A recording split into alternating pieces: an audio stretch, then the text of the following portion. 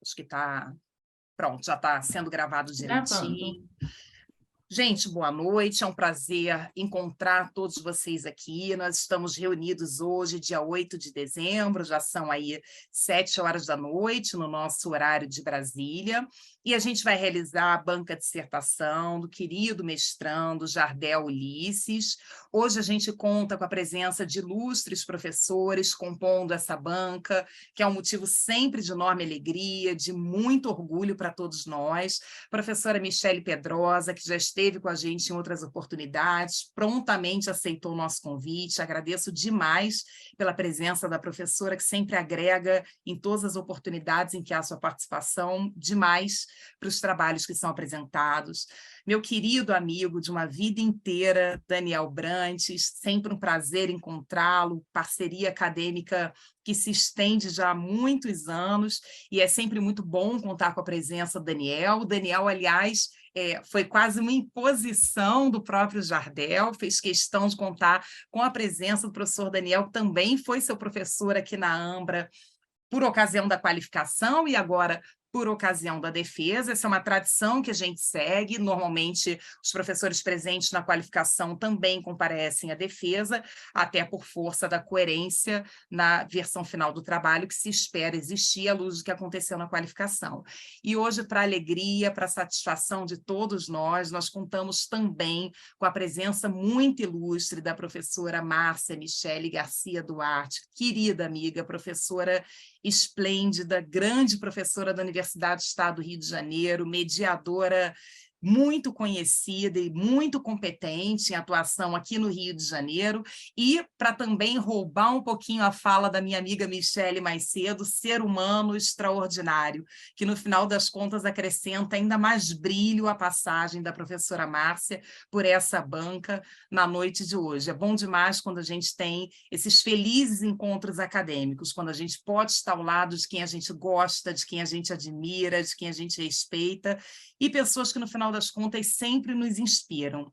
Então, é sempre uma responsabilidade imensa apresentar um trabalho, fazer uma defesa de dissertação para uma banca desse gabarito, mas eu quero desde já registrar o meu carinho e o meu agradecimento muito especial aos professores que fizeram um esforço imenso para acomodar as agendas. Final de ano é sempre muito corrido, é muito difícil dar conta de todos os compromissos. O professor Daniel Brantes estava em viagem, mas fez questão de prestigiar a banca do professor do querido Jardel, voltou para fazer a defesa, voltou de viagem e chegou há muito pouco tempo para fazer a defesa de Jardel, e a professora Márcia Michele estava em compromisso familiar muito importante, é aniversário de seu esposo, e além de ter comparecido à banca da Chelsea às 15h, aceitou o convite também para integrar a banca de Jardel na noite de hoje. Então, muito obrigada aos queridos professores, quero estender também minha gratidão sempre à equipe da Ambra, incansável, Alfredo querido, Camila, Leânia, todos os profissionais da maior competência e fundamentais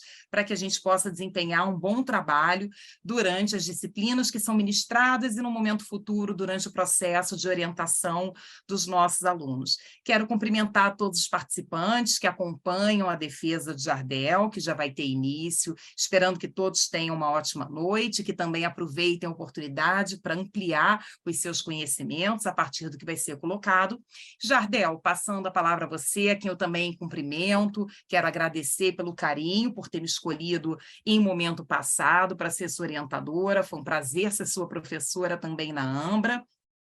E colocando aqui as regrinhas que você bem conhece, você tem até 30 minutos para fazer a apresentação do seu tema, exposição para os nossos queridos professores integrantes dessa banca. Na sequência, os professores terão o tempo que entenderem que é necessário para a indagação e a gente estabelece um prazo para que você apresente a sua resposta. Então, Jardel, de antemão, desejo a você uma excelente apresentação, muito boa sorte na sua defesa. A palavra é toda sua, por favor, fique atento ao seu prazo, né, o seu tempo, que eu vou tentar não interrompê-lo para não cortar a sua linha de raciocínio. São 7h05 agora. A palavra é sua, Jardel. Boa sorte. Boa noite a todos. Primeiramente, minha gratidão ontem, hoje e sempre, à professora doutora Bianca, pela orientação, por reunir esse time de primeira linha, né? A área do direito, grandes nomes, professora doutora Márcia Michele, muito obrigado. Subscrevo aí as palavras da professora Bianca, igualmente a professora doutora Michele Pedrosa. Muito obrigado, professor doutor Daniel, novamente, né? Muito obrigado por todos, gente, por todos se fazerem presente, despenderem seu tempo em suas agendas, não agora, né, nesse momento, mas na leitura que fizeram, né, na pesquisa. Pois bem, eu vou agora compartilhar aqui a tela.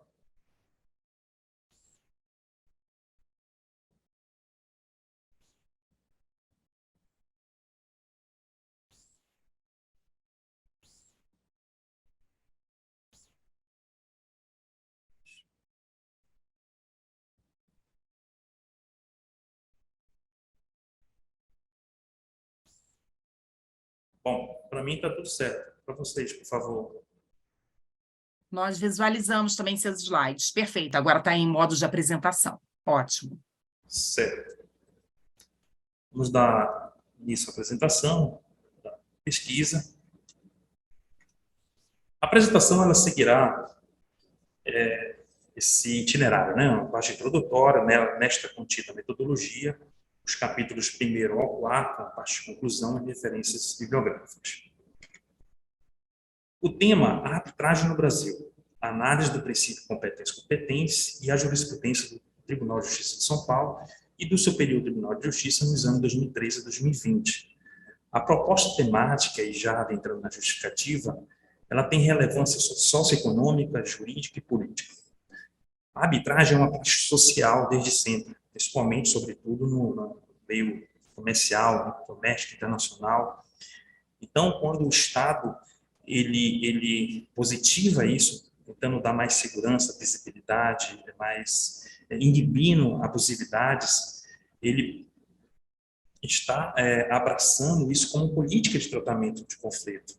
E quando, para além do marco legal, que foi a Lei 9307 de 96, que é um aspecto jurídico, é importante também saber como que o judiciário lida nos casos que são levados ao seu escrutínio, ao seu exame, mas que possuem cláusula compromissória. Então, a depender de como se porta, isso resulta em atos pró-saúde do Instituto ou não. O problema da pesquisa pode ser consignado na seguinte pergunta: há divergência jurisprudencial entre o TJ de São Paulo e o STJ na aplicação do princípio competência na lei de arbitragem? O objetivo geral é analisar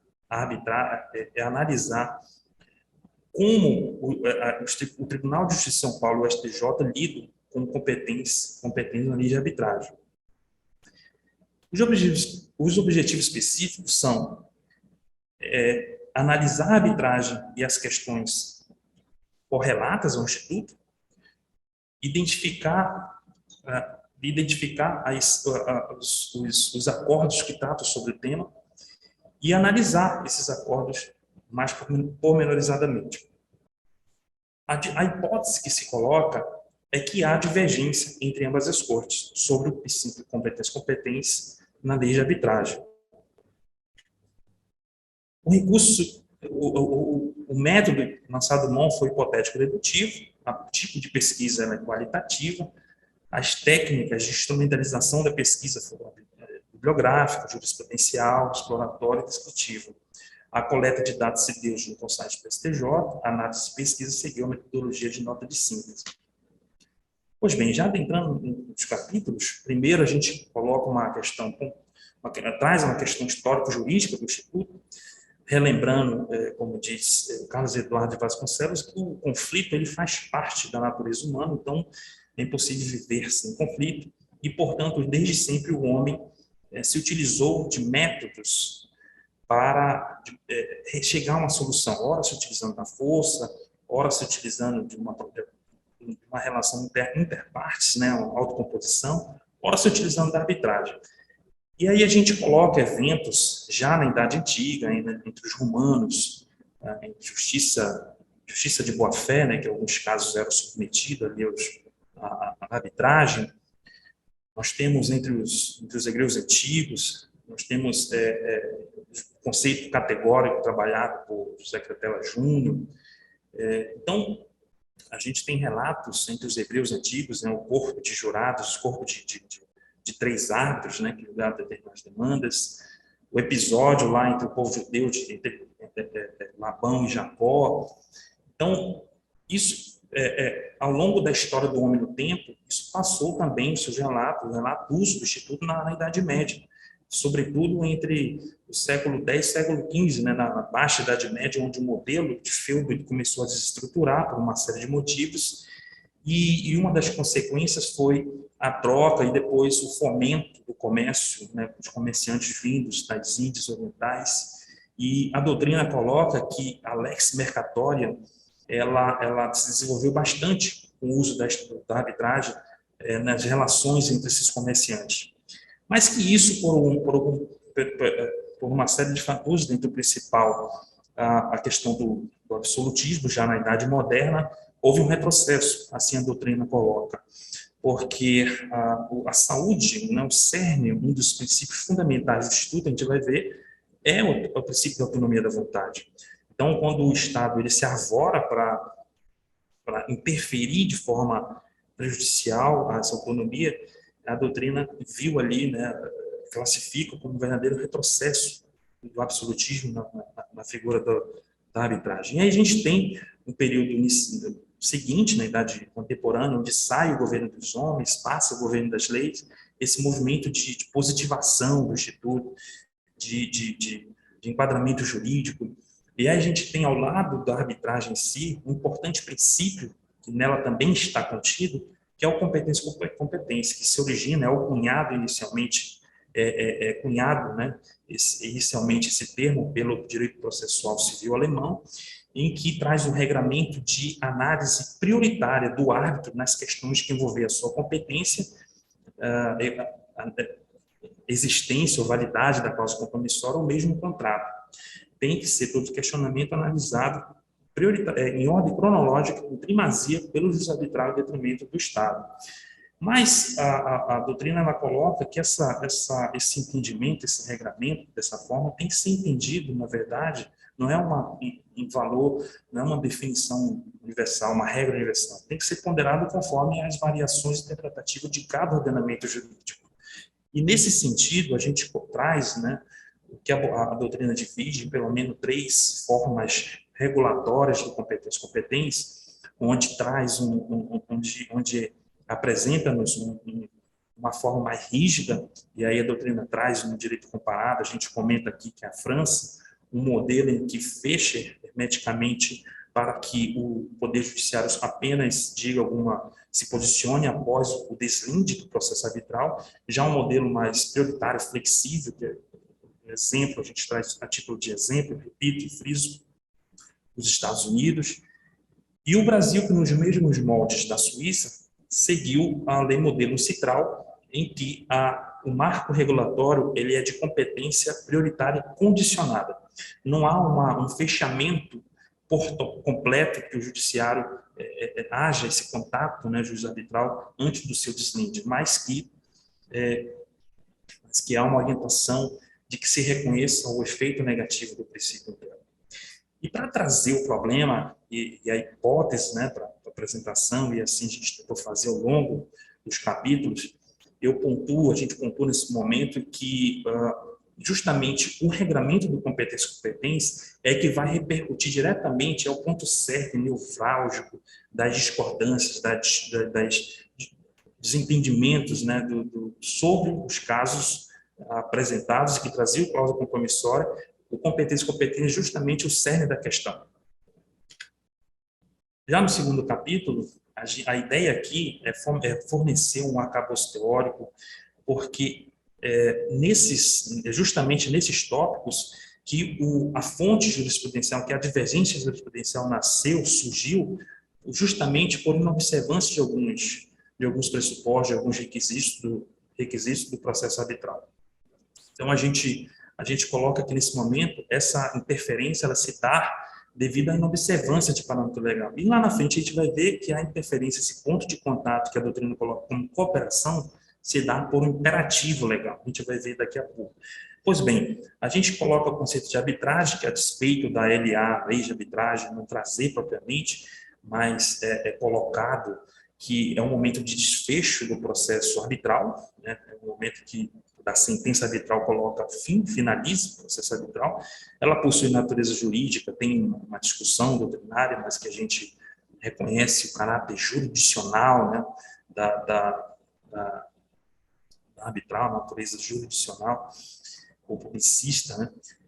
Pois bem, a gente coloca, né, a questão da convenção de arbitragem, que é a forma, né, que a arbitragem se surge, se apresenta nos contratos. E ela tem que seguir pressupostos e requisitos, né? Pressupostos, a pluralidade de agente, a consensualidade de objeto, os elementos de exigências pré-arbitragem, o aceite do ato. Ainda no segundo capítulo, a gente, passada essa fase dos pressupostos, a gente coloca agora os legitimadores, os requisitos de validade do processo arbitral, que tem que observar a cláusula compromissória, né? Tem que observar a arbitrabilidade objetiva, né? Se o objeto tratado é um objeto patrimonial disponível, subjetivo, se os agentes são capazes, né? O livre consentimento das partes, a competência material, né? Que é a expertise do ato, temática, a observância dos procedimentos convencionados, né? A imparcialidade do árbitro, a observância contraditória, da defesa, igualdade das partes, a forma prescrita e não defesa em lei. E a gente, frisando aqui a convenção de arbitragem, né, ela divide, a doutrina divide, a própria LA trabalha nisso, coloca no momento cláusula compromissória, que ela nasce com um acordo, mas que pondera sobre a incidência, desde já, de cuidar do conflito, né, utilizando-se da arbitragem. E o compromisso arbitral ele é contemporâneo, né? Ele surge contemporaneamente com o conflito. As partes surgiu o conflito, elas entram em um acordo para o afastamento do juízo estatal em detrimento do juízo arbitral. As cláusulas patológicas, que são outra hipótese em que ocorre esse contato, essa interferência do Poder Judiciário, Carmona, eu trago o conceito aqui de Carmona, que são situações em que as cláusulas compromissórias são vazias, ou seja, não disciplinam o modo de indicar o árbitro, as cláusulas arbitrais que indicam um órgão arbitral inexistente, ou ainda as cláusulas arbitrais que apontam um mecanismo inoperante para a indicação do árbitro. E, novamente, trazendo um problema e a hipótese, a gente coloca aqui o agravo interno, o agravo especial 976/218, julgado em 2019, isso vai ser melhor pontuado daqui a pouco, em que trouxe uma ação declaratória de solução de sociedade com apuração de haveres em face do sócio retirante, em que o recalcitrante ele argui justamente o problema da arbitrabilidade subjetiva, que, na verdade, ele não se sujeitava, não se vinculava à cláusula compromissória, porque, em verdade, cuidava de conflito entre sócios, e não de sociedade e ele sócio retirante. Então, a gente coloca, traz esse caso para aproximar, né, da apresentação, do trabalho escrito, que sempre, né, ventilando o problema da hipótese. O capítulo 3º, se lá era uma análise, o espaço para discricionalidade interpretativa e discordância era maior, aqui já é menor. A própria lei, ela torna um imperativo legal, ela abre espaço para que, de fato, ocorra esse ponto de contato, essa interferência do judiciário, e o arcabouço é nesse sentido, de que presente uma inobservação, abre-se espaço para um manejo de uma ação anulatória das partes, né, parte recalcitrante. Então, a gente coloca aqui que a sentença arbitral, né, o conceito de sentença arbitral, coloquei a arbitragem aqui, nesse momento, eu coloquei a arbitragem, eu volto, retifico, colocando que a arbitragem, na verdade, é um método heterocompositivo de resolução de conflitos, e aqui na sentença, sim, é o momento em que o árbitro finaliza a demanda, né? Apesar da lei de arbitragem não trazer o conceito propriamente dito, é um momento que os termos literal da lei coloca que finaliza, é o momento que o árbitro sentencia e dá desfecho ao processo arbitral. Ela possui natureza terminativa, por algum óbice processual, por exemplo, não há o árbitro não diz o direito, não resolve a materialidade da demanda, e a sentença definitiva, a resolução do mérito definitivo. Essa sentença ela tem alguns requisitos sob pena de nulidade também, né? Parte de relatório, fundamentos da decisão, a parte dispositiva, a data e o lugar de seu proferimento. A lei de arbitragem, ela pontua claramente que não haverá da decisão do árbitro nenhum recurso. Por isso que ela coloca não como embargo de declaração, mas como causa de impugnação. Então, a parte que viu diante de uma sentença um erro material, obscura, dúbia ou contraditório, omissa, não vai entrar com embargo de declaração, vai entrar com uma impugnação. Causa de nulidade soma-se ao artigo 26, os requisitos da sentença, a essas hipóteses de nulidade. Então, a gente tem aqui a causa de nulidade, o artigo 32 da LA, uma nulidade da convenção de arbitragem, um problema com a arbitrabilidade, por exemplo, objetivo, subjetivo, uma sentença exarada por quem não podia ser árbitro, uma sentença fora dos limites da convenção de arbitragem, sentença extrapetita, petita, ou que ocorreu uma extensão equivocada, errada da arbitrabilidade subjetiva, por exemplo, uma sentença oriunda de crime, né, por prevaricação, corrupção passiva, proferida fora de prazo, evidentemente após o circuito de ver-se provocado o árbitro antes, a inobservância de princípios fundamentais, né, como contraditória com a defesa e da igualdade das partes, a seriedade do livre consentimento. E ainda no terceiro capítulo a gente traz outra hipótese de imperativo, a cooperação do Poder Judiciário, o manejo de instrumentais coercitivos na execução judicial, porque o árbitro ele tem um poder norte, o poder de conhecer a demanda, vocátil, instrumentalizar medidas, pessoas, ações para o melhor deslinde do processo, o judício de dizer, de decidir, mas falta de poder de coerte, da jurissatisfação. Então, por isso, ele precisa de socorrer do Poder Judiciário para instrumentalizar ações de construção, de força, para a efetividade de suas decisões. Há medidas de urgência também, aí incluídas as cautelares, as antecipações de tutela, justamente para evitar o perigo de dano ou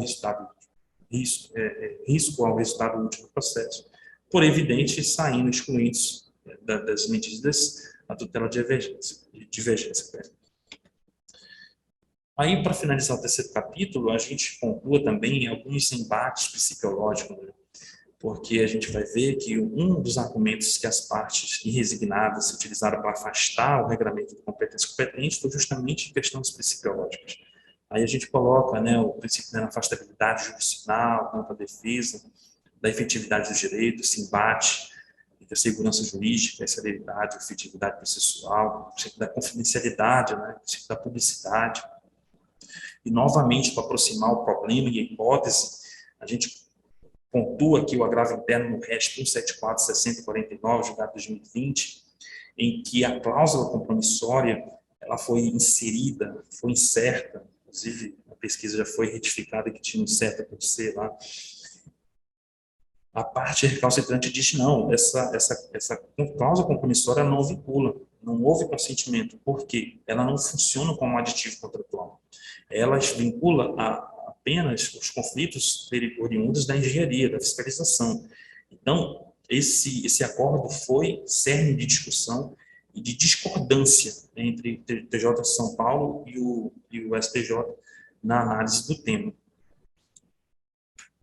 E o quarto capítulo, propriamente dito, que traz a análise dos acordos per se.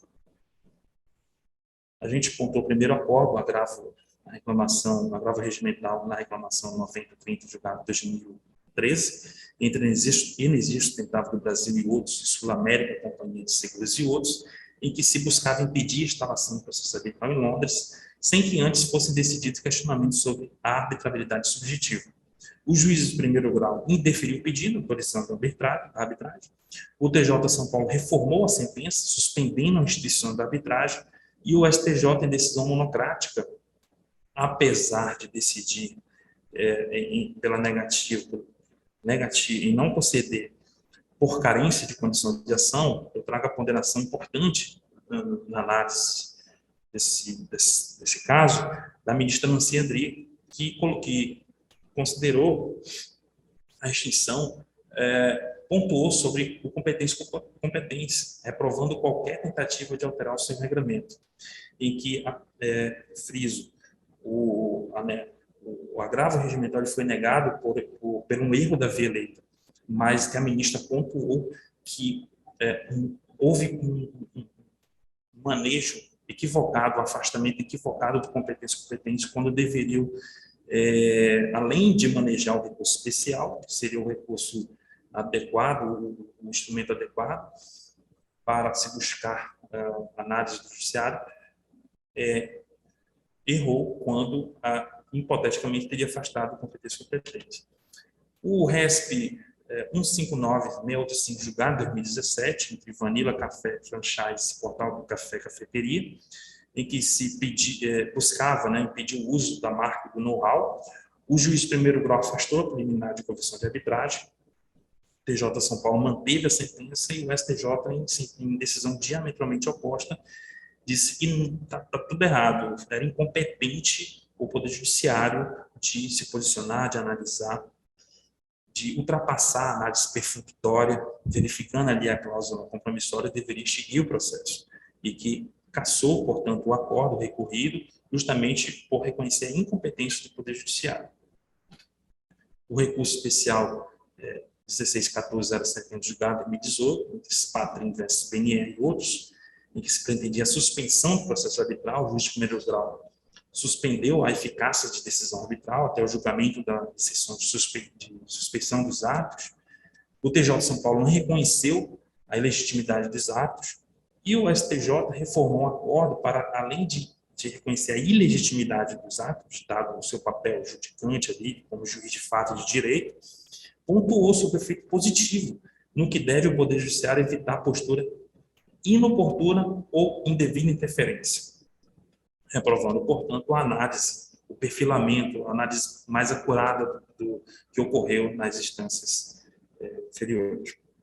O agravo interno no agravo no RESP 976 de 2018, julgado em 2019, entre Ricardo Belucci, CEURP, Serviço Especializado em Urologia e outros, em que se demandou uma ação declaratória de dissolução de sociedade acumulada com produção de haveres.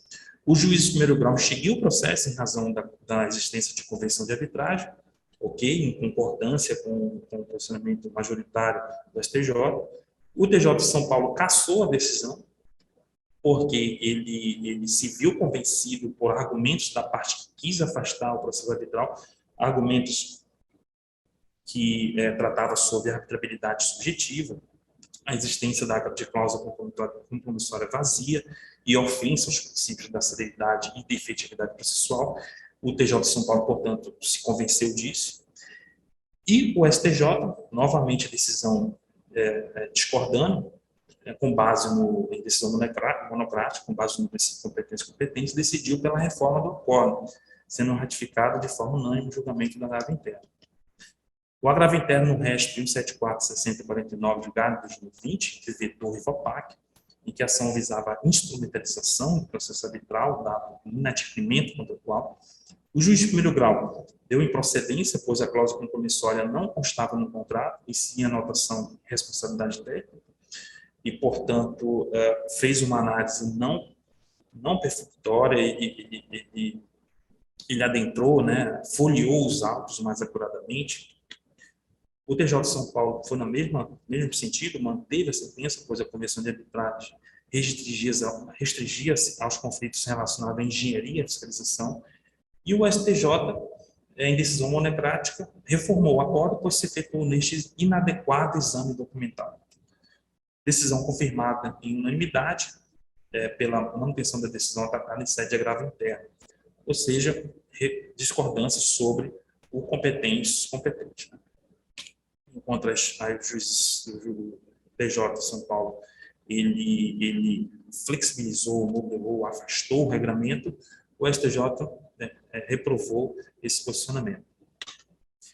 O RESP 1864-686, julgado 2020, entre ATEEP Limitada e HSA versus CCCSA, em que se demandou ali uma execução judicial por quantia certa, O juiz de primeiro grau extinguiu um processo, dada a ausência de título executivo, note-se que não foi com base na existência de convenção de arbitragem, que seria ali uma causa de extinção de processo sem decisão de mérito, com base no inciso 7 do 485 do CPC, mas foi por não haver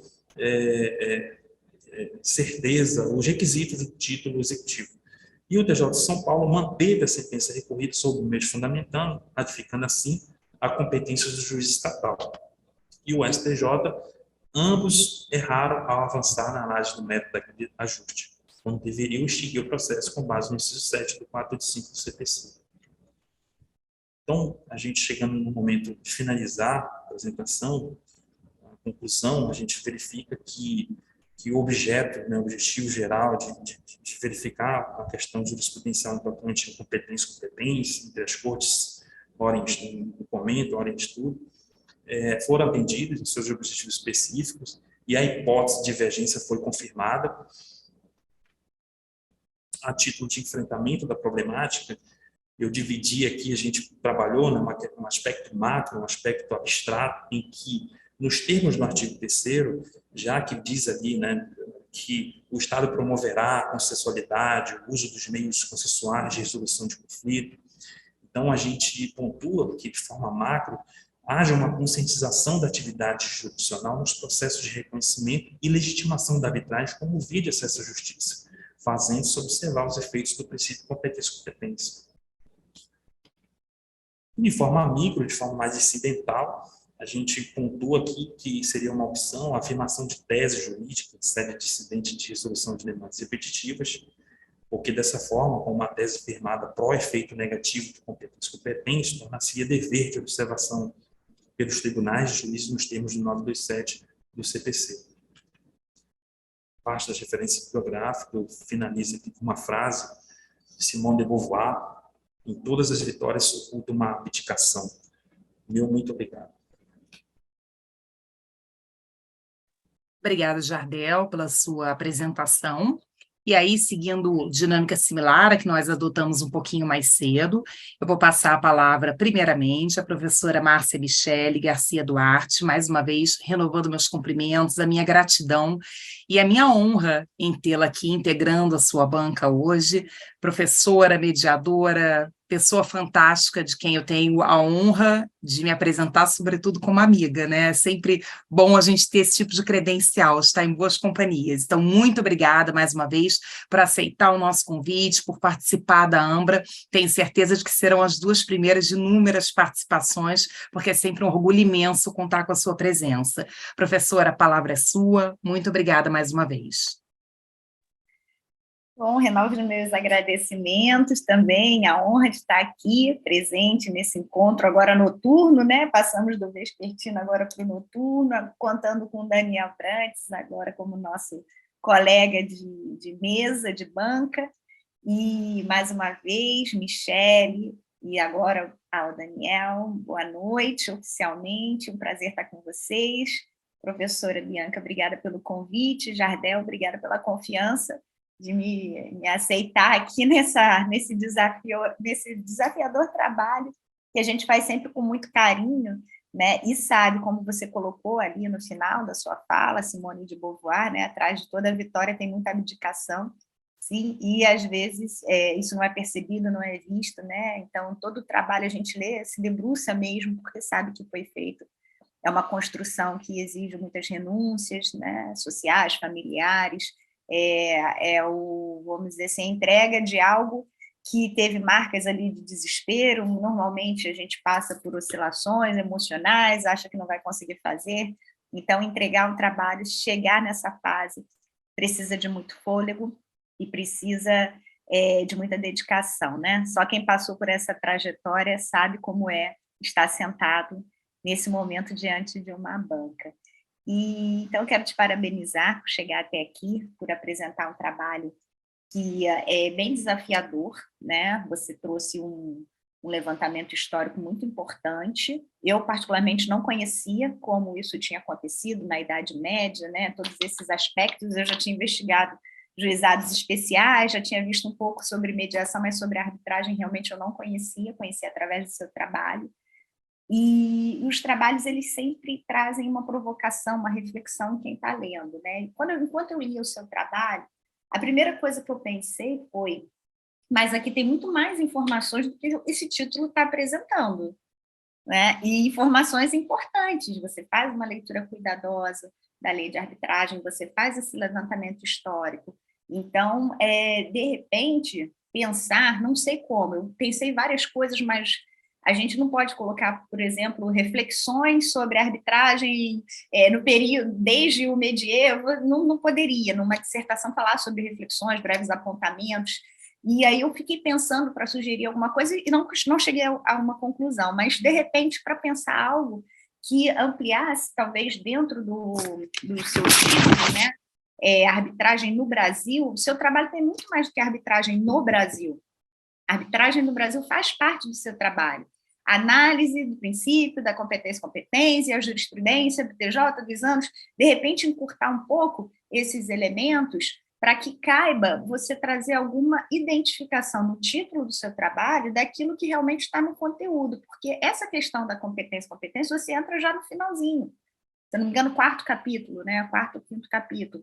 E a própria análise dos julgados que você selecionou. Então, de repente, para quem está de fora só pelo título, não vai saber que dentro do seu trabalho encontra informações tão relevantes como essa análise que você fez histórica.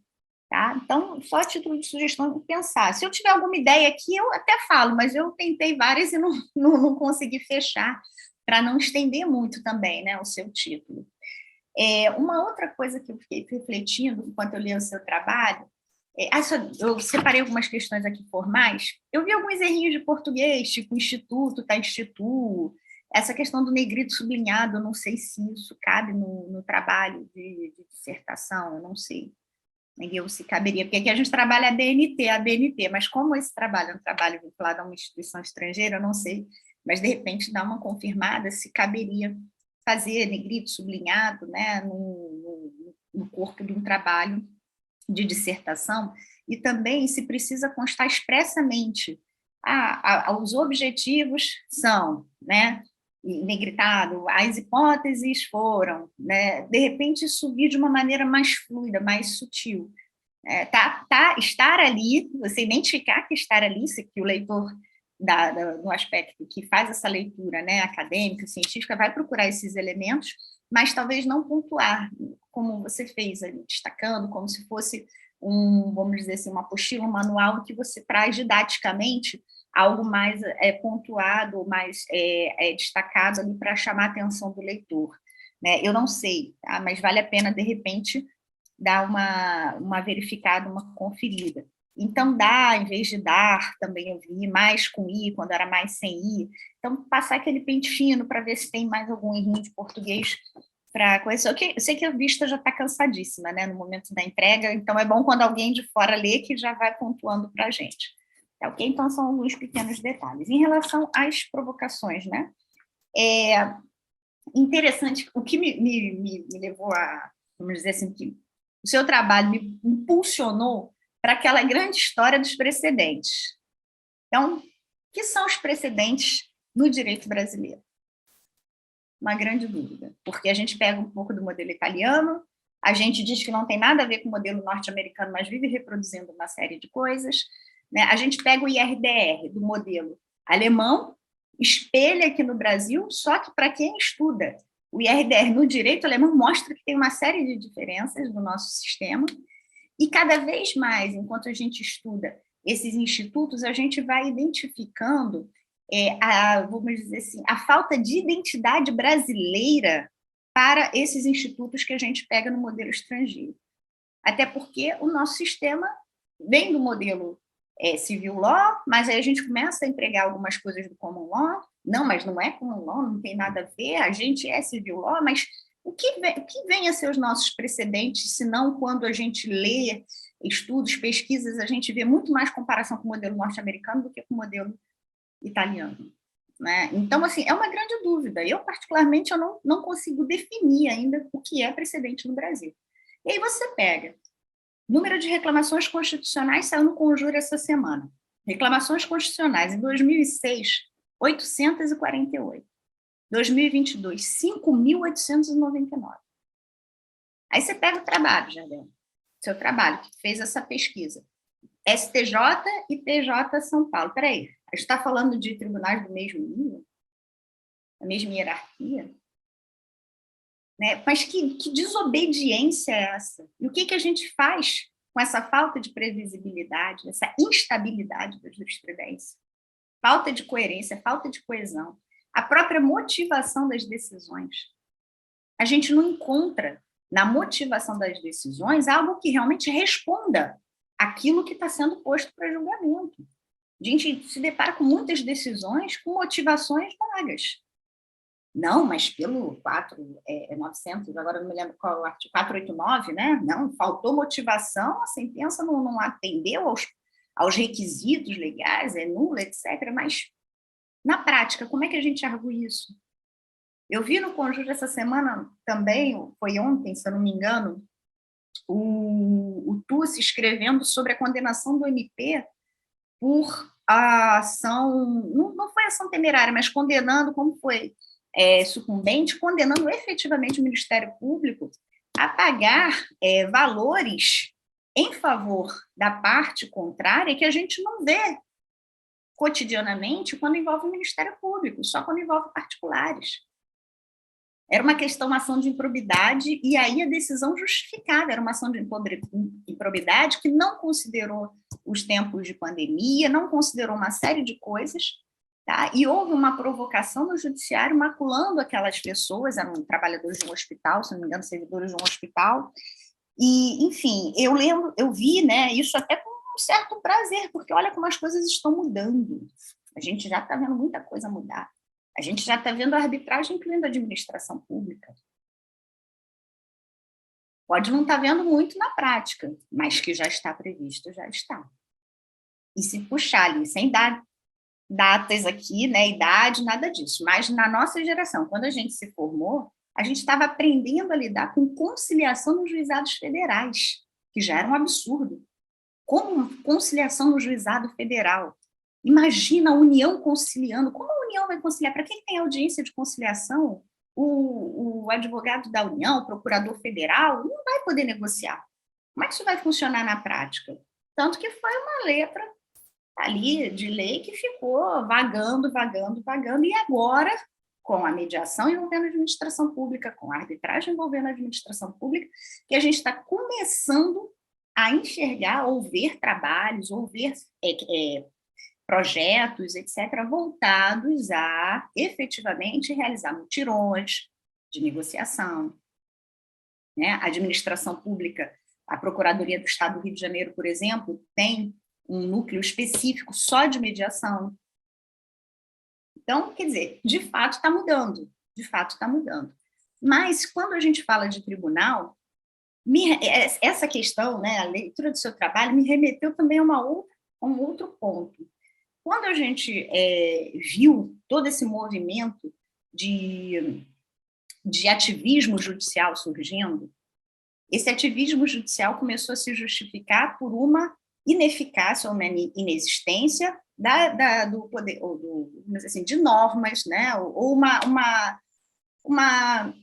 está me faltando a expressão, mas não seria uma incapacidade, mas seria uma fragilidade do poder legislativo.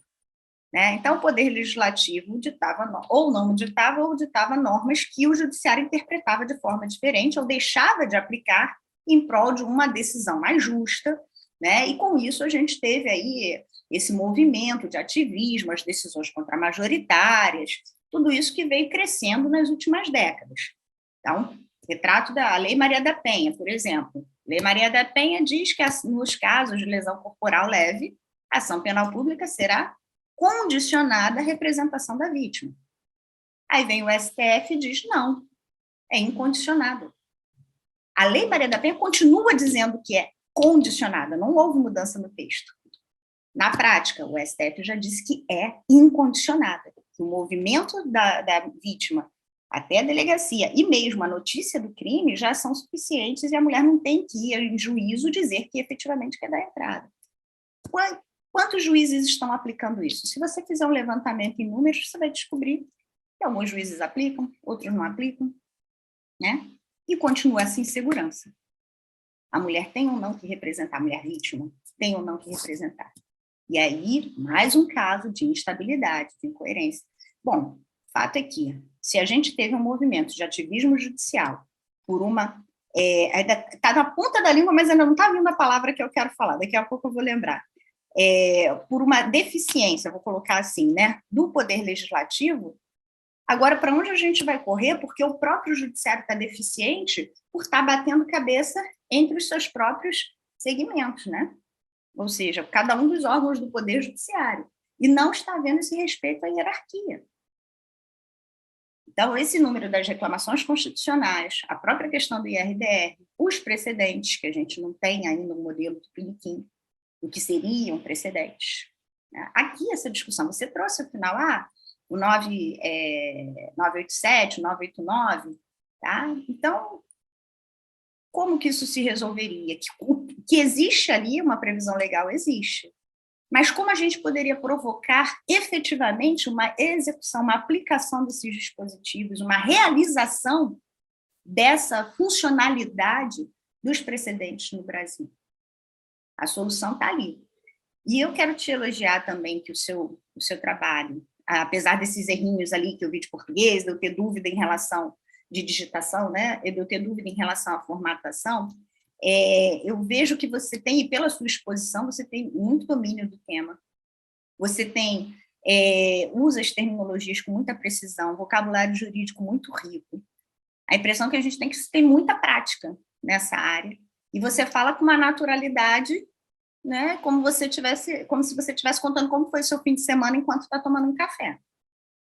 Ok? Então, parabéns por essa dedicação, parabéns por esse cuidado na construção do seu trabalho, lembrando que tem que rever alguns detalhes, mas, assim, em relação ao conteúdo, não resta dúvida, que, até pela sua fala, que você é um grande observador dessa temática, e com isso vão surgir as críticas, as indagações para a construção de soluções e de propostas.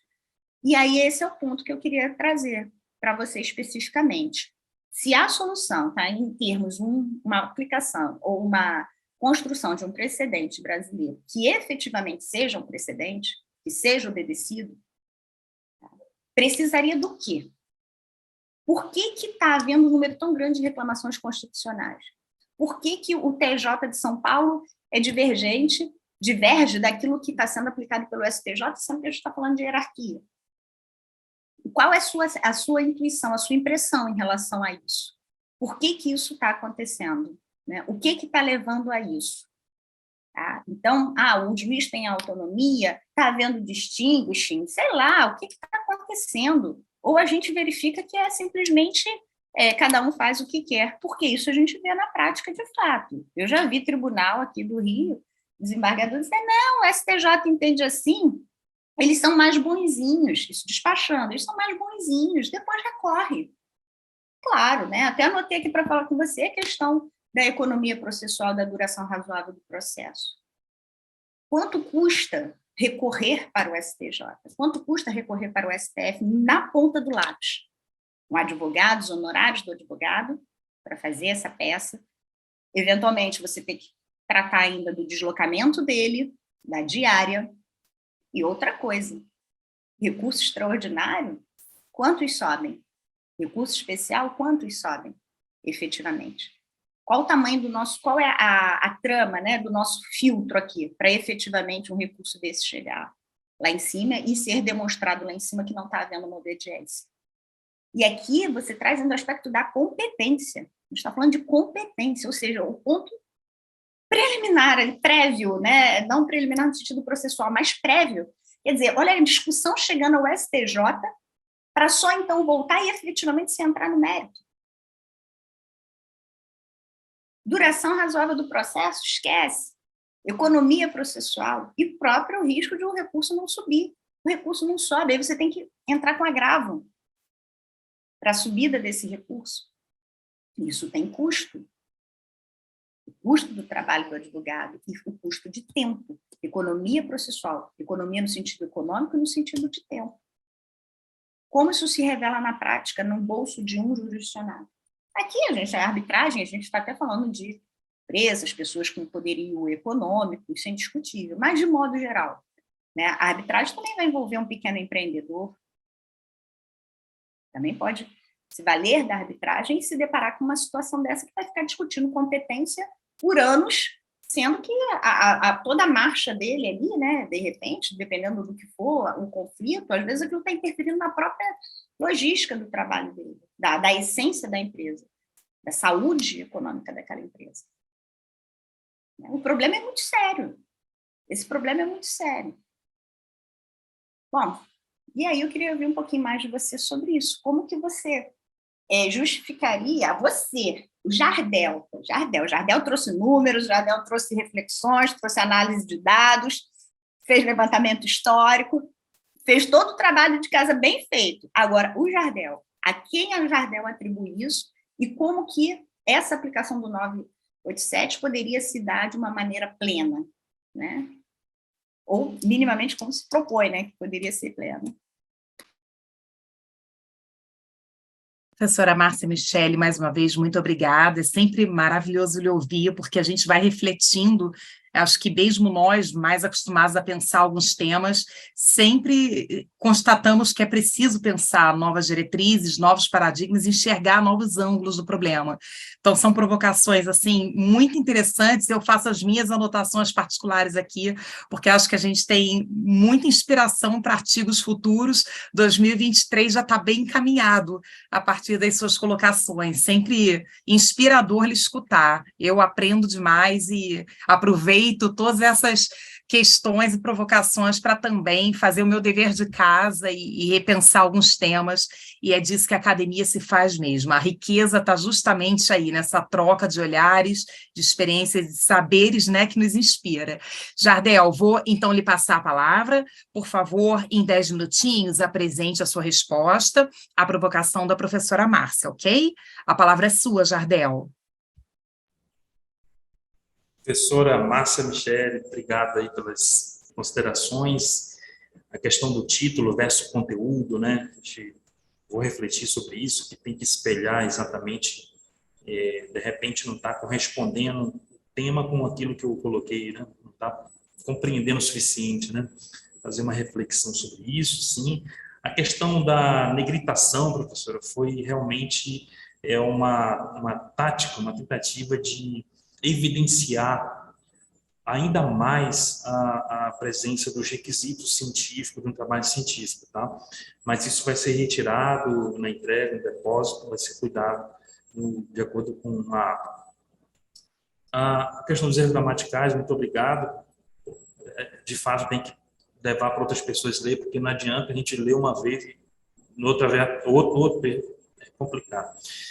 Mas olha, professora, a sua pergunta, apesar de ser feita sempre com leveza, ela não é tão simples não, viu? Nós estamos falando de um problema estrutural. O Brasil, ele tem uma história muito recente. Nós temos 200 e poucos anos de construção de identidade. E o nosso modelo de desenvolvimento jurídico é civilol. Então, a gente está num sistema de amadurecimento ainda. Nós somos uma criança de 5 anos, tem 200 e poucos anos, desde da proclamação do Império até os dias de hoje. Se comparado com outras civilizações, outros países, outros arcabouços jurídicos bem mais sedimentados, nós estamos num processo de construção de identidade ainda. Mas como o nosso modelo é civilol, passa pelo parlamento. A senhora mesmo ponderou que o parlamento fraco produz legislações que abrem muito espaço, e a gente tem que perseguir isso.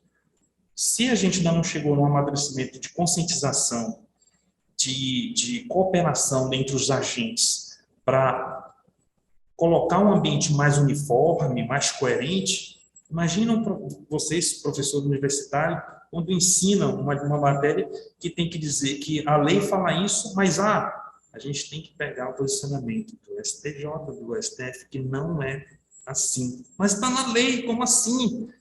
É complicado. Então, passa por um parlamento forte, passa por um parlamento coerente, e a questão é estrutural, e nós estamos perseguindo. Nós estamos perseguindo suprir algumas lacunas. Eu acho que essa previsão, ainda que nessa discussão do que é o precedente, de como instrumentalizar se houver uma decisão, de como, para além da questão jurídica processual, como vincular que as instâncias inferiores possam observar o que está sendo decidido pelas instâncias superiores, e não simplesmente ao seu a sua vontade, a sua discricionalidade, com base ali no princípio da motivação, do livre convencimento, destoar, simplesmente destoar. Então, é um processo lento, é um processo que já avançou, tem avançado, mas passa justamente, como a senhora mesmo pontuou, pelo parlamento, né, pelo legislativo mais forte, mais realista com a realidade, e tentar, nessa dialética, né, ver a necessidade e legislar sobre, né? Não é simples, é um processo complicado, professor. Não sei se eu consegui, ainda aqui, rasamente responder sua ponderação, mas é isso. Certo. E enquanto você falou, né, da questão tem que passar pelo parlamento, etc., e até que ponto você acha que talvez a nossa cultura, com tudo, com o geral, até porque o judiciário ele é uma estrutura, mas ele é movido por pessoas, por mentes, né, por modelos, né?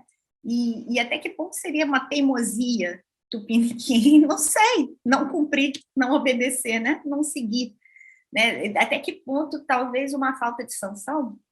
Será que poderia haver alguma forma de sanção para uma desobediência? Então, assim, todos os atores do processo são responsáveis pela duração razoável do processo, pela boa-fé, pela cooperação, pela colaboração, incluindo os atores imparciais. Incluindo os imparciais. Então, o juiz também é responsável por isso.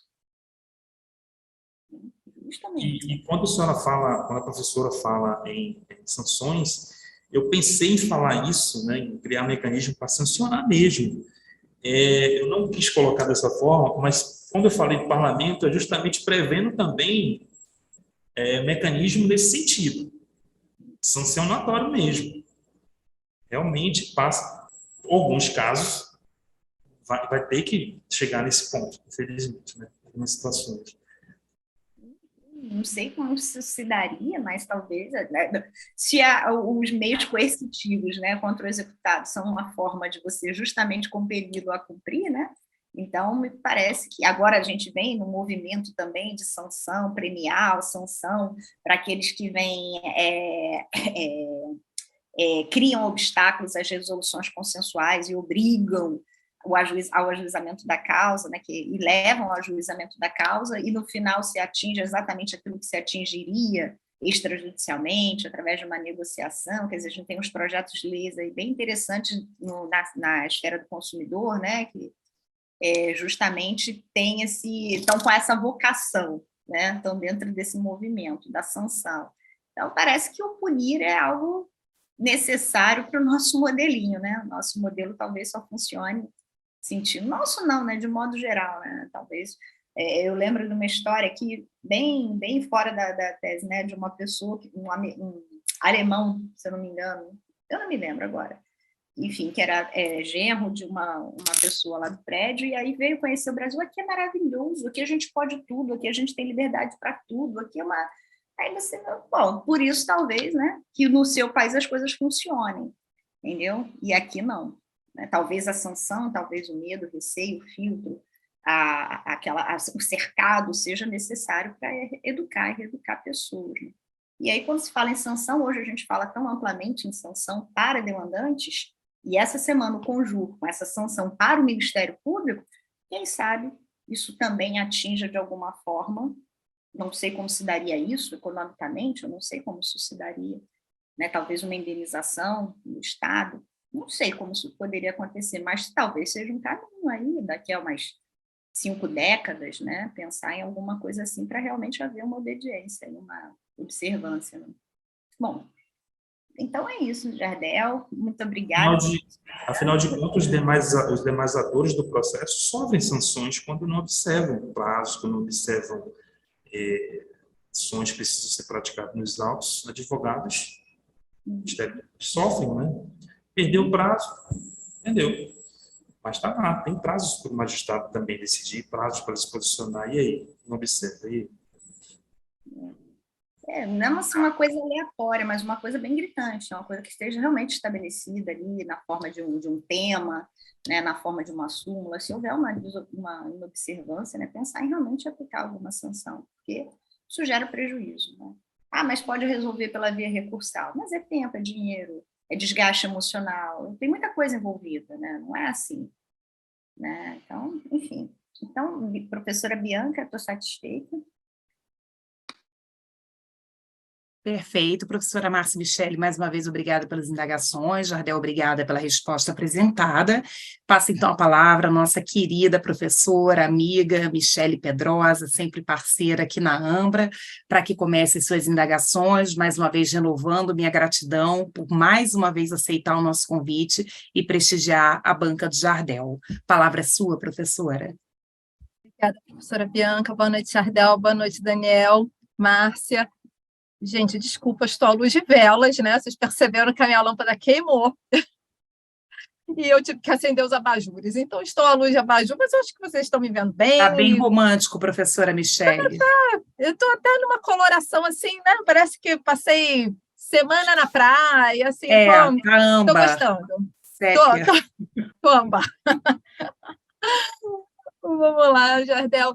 Jardel, olha, a tua proposta, como a professora Márcia falou, é bem interessante, né? Você fez, né? Eu acho que eu já havia comentado lá na qualificação sobre o desenvolvimento, né, do teu primeiro capítulo sobre a pesquisa histórica que você fez, né? Então, você depositou ali uma energia interessante para fazer essa busca, né, essa pesquisa. Né? Claro que é sempre bem interessante, né? A gente fica sempre muito curioso, né, para saber as origens ali dos institutos e tal. Então, eu acho sempre bem relevante a gente falar sobre essa questão histórica, né? E o teu conteúdo tá bem interessante também, né? Apesar de você, como a professora Márcia também falou, ter explorado verdadeiramente o seu tema lá no capítulo 4, apenas, né? Mas a gente vai falar sobre isso, a gente vai chegar lá. Porque antes, Jardel, eu precisaria complementar algumas coisas que a professora Márcia já falou a respeito de forma, né? Então, complementando tudo aquilo que ela já observou, né? Uma coisa me incomodou um pouquinho, que foram as palavras-chave que você escolheu ou deixou de escolher, talvez, porque foi bem tímido, ali no teu resumo. E eu acho interessante a gente dar um pouquinho de atenção a isso, porque é o indexador, né? Quando o leitor vai buscar o seu trabalho, enfim, informações sobre essa temática, é nisso que, né, é dessa forma que o seu trabalho vai ser encontrado. Então, você foi muito tímido, você colocou ali arbitragem, competência, competência. Né? Então, faltou um pouquinho mais, como a professora Márcia falou. Você falou de muito mais coisa aí no trabalho, né? No resumo está escrito isso, então coloca um pouquinho mais de palavra aí, mas com essa percepção, né? De que é um indexador e que alguém que queira no futuro procurar as suas informações, as informações que estão no teu trabalho, vão colocar ali palavras e precisam encontrar a partir daí, tá? Uma outra coisa, Jardel, também que eu notei foi que quando você fez as referências, né, ali ao longo do seu trabalho, você deixou muitas vezes de indicar a página, né? Então, você acabou fazendo isso nas vezes em que você fez as citações longas, aí sim, você mencionou ali direitinho, né? Você fez o sistema autor-dado, então você colocou página, mas quando você faz a citação no texto, e tem situações até que você coloca entre aspas, você coloca o autor, coloca o ano, mas você não coloca a página. Então, isso daí é uma questão metodológica importante, né, para a gente conferir, enfim, inclusive para a gente buscar mais informações a partir daquilo que você citou no seu trabalho, tá bom? Então, dá essa olhada, e eu acho que isso valeria a pena, né, professora Bianca, dar uma consertada para a versão final, tá bem? Agora, em relação ao conteúdo, né? Como eu estava falando com você, o seu trabalho efetivamente está ali, né, no capítulo 4, onde você faz a análise de alguns acórdãos, mostrando a divergência, né, confirmando aí a sua hipótese entre o Tribunal Paulista e o STJ, né? E eu senti, Jardel, que faltou só um pouquinho de análise crítica, tá? Porque você confirma que existe ali uma divergência, né, pela leitura das decisões, mas eu acho que faltou uma análise crítica. E aí, quando a gente olha para trás do seu trabalho, os capítulos iniciais, antes do 4, né, por isso que a gente está fixando tanto ali no 4, quando a gente olha para trás, a gente falta esse embasamento, principalmente sobre o teu recorte, que é o princípio da competência, né? E trazer até nesse caso específico, um estudo comparado um pouco mais aprofundado, né, que na arbitragem acaba requerendo esse estudo comparado, não tem muito como a gente fugir disso, né, para que pudesse te dar justamente esse insight para fazer essa reflexão crítica que acabou faltando, né? Então, eu acho que foi no capítulo 3, você até trouxe alguns exemplos, né? Ali não há um estudo comparado, você trouxe alguns exemplos, né, sobre o uso do princípio, ou como ele é utilizado, enfim, a interpretação dele, né, em alguns países. E aí você selecionou a França, a Suíça e Estados Unidos. Só que a gente ficou ali na curiosidade, né? Porque quando a gente chega lá para olhar, tem um parágrafo para cada um desses países, sendo que especificamente a França, Estados Unidos, tem coisa para caramba para dizer para a gente a respeito desse princípio, né? No caso da França, você citou aí um artigo, né, que fala sobre o aspecto negativo da competência. Os Estados Unidos não têm uma lei específica sobre isso, então tem bastante material a respeito. Então, faltou, né, dar uma atenção um pouco maior a esse estudo comparado. Talvez até mesmo naquele capítulo em que você fez ali muitos conceitos sobre arbitragem, eu acho válido, né? Eu acho bastante válido fazer essas observações, mas eu acho que você deveria ter dado um pouquinho mais de atenção a essas questões para justamente te auxiliar na análise crítica dessas decisões que você relacionou, né? Então, ali, por exemplo, na hora de você fazer essa regressão histórica também, bastante aprofundada, né? Isso é uma outra crítica que eu faço ao teu trabalho, eu acho que você não deu muita relevância a aspectos muito paradigmáticos da arbitragem no Brasil, né? Claro, você falou sobre a Lei 9.307, e claro que tem uma importância enorme, né, para a gente. Antes a gente tinha isso regulado ali no Código Civil, enfim, né, de forma muito tímida, e essa lei trouxe uma importância, né, não prática inicialmente, mas legislativa para isso, né, dentro de todo o contexto político, econômico, enfim, da época, né, mas outros marcos importantes, por exemplo, você não citou, né, como a declaração incidental de constitucionalidade, né, de uma forma muito inesperada no SE, né, o SE, anotei aqui, 5.206, né? Então, o voto lá do Maurício Correia é super importante, né, para determinar a constitucionalidade tão discutida da arbitragem aqui no Brasil, a ratificação do Brasil da Convenção de Nova York em 2002, isso também foi um momento bastante importante, né, e relevante dentro dessa regressão histórica aí, que seria importante mencionar, e o reconhecimento da natureza jurisdicional da arbitragem, né? Então, isso daí também é outro ponto bastante importante aqui na nossa história doméstica sobre a arbitragem. Tá? Então, são os pontos, assim, porque às vezes a gente entra realmente ali numa regressão histórica, né? Mas a gente às vezes esquece de pontos que estão ali mais próximos, mas que são tão importantes para a gente, né, em relação a um determinado instituto. E aí, Jardel, quando a gente vai lá na página 48, sim, na página 48 do seu trabalho, Você fala de uma decisão, né, que você acho que até mencionou na tua apresentação sobre a relatoria da ministra Nancy Andrighi, né, onde entende, e aí, claro, isso daí passa a ser um entendimento do STJ, né, onde existe uma cláusula compromissória patológica, né, em um contrato de adesão que não observou os requisitos da lei arbitral. E, nesse caso, né, sendo o objetivo ali do demandante a nulidade da cláusula arbitral, o Poder Judiciário poderia, sim, atuar, e, nesse caso, estaríamos aí diante de uma modulação do princípio da competência. Jardel, esse é o ponto de discussão, né? E esse ponto de discussão você deveria ter ido buscar lá no direito comparado, talvez nesses países mesmo que você citou aí, você encontrar muita coisa interessante numa tentativa de resolver essa questão, porque todos estão numa tentativa de resolver essa questão, né? Se a gente pensar, a pergunta, né, que se faz é: será que uma questão relacionada à existência de uma cláusula compromissória válida, né, para fundamentar a instauração do juízo arbitral deve ser resolvida primeiro pelo árbitro, né? Essa que é a pergunta.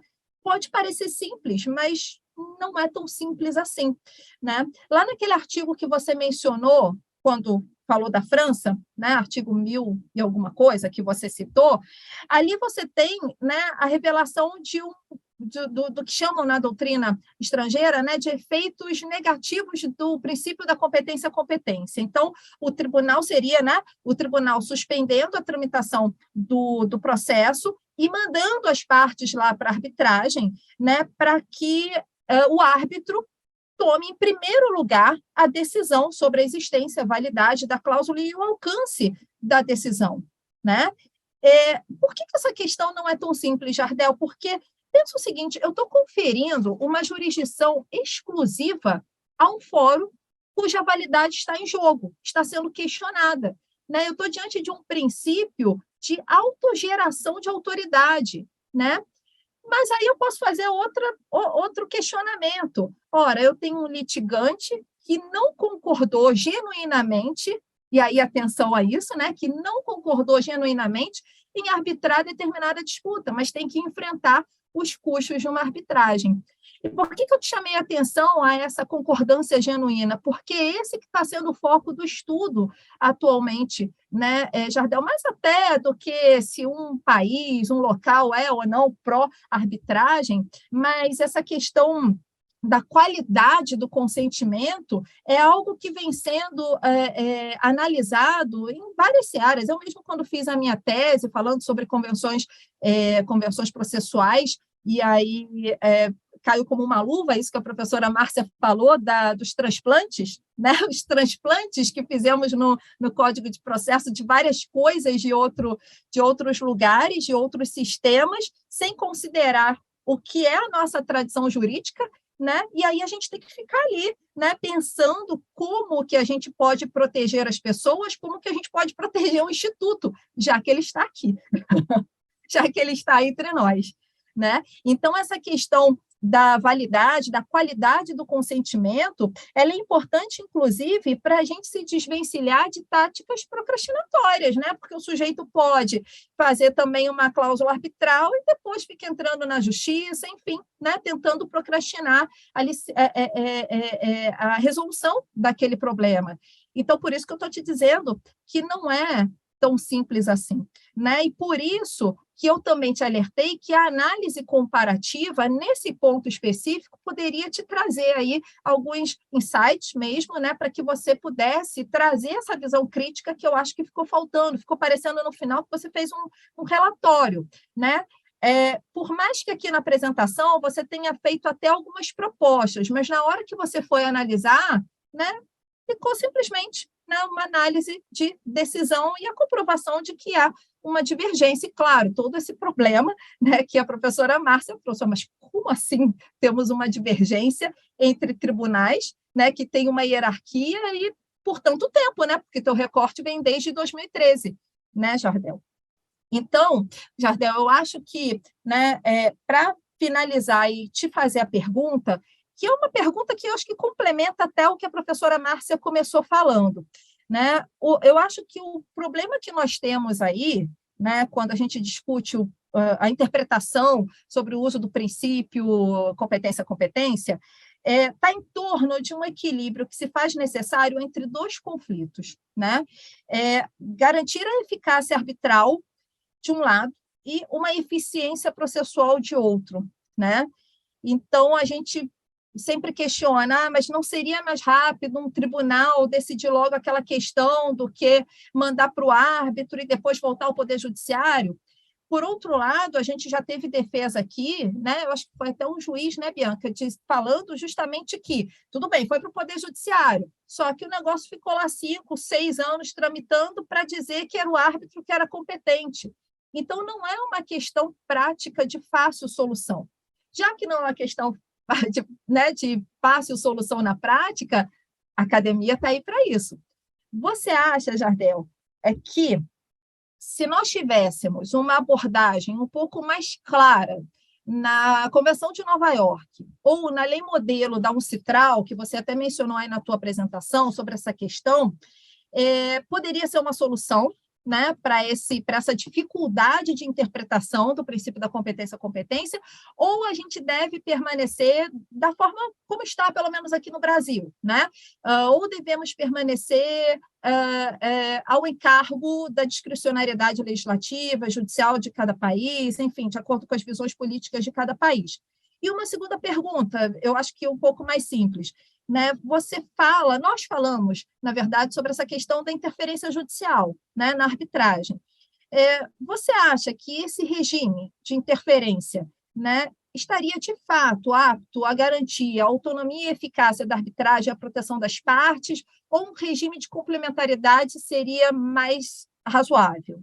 Tá? Essas são as minhas perguntas para você, Jardel, e parabéns pelo trabalho. Tá? Obrigada, professora Michele, pelas colocações. De fato, nós fizemos juntas a banca do Eduardo Walker, também mestrando aqui na AMBRA, que escreveu sobre tema bastante similar, também analisou o princípio da competência, e aí houve o desafio de tentar não interferir no trabalho de Jardel a partir do que o Eduardo fez, né, justamente para a gente ver como eles entendem aí esse tema. Jardel, eu passo então a palavra a você, para que, por favor, responda às indagações da professora Michele, pelo prazo regulamentar de 10 minutinhos. A palavra é sua. Professora Michele, sempre bastante pontual, analítica, muito obrigado, desde já, né? Bom, a questão da timidez do uso das palavras-chave, nós vamos ponderar sobre isso, como orientadora, vamos eventualmente aí alargar, né, aumentar aí. A indicação da paginação nas citações, a ideia é que nas citações indiretas não houvesse, usando a facultatividade que o modelo APA dá, de não colocar a numeração da página. E, obrigatoriamente, ela menciona que tem que ter nas citações diretas. Então, se houve ali uma citação direta, sem a numeração, eu errei e nós vamos verificar isso. As citações indiretas é facultativa. A questão análise crítica, né?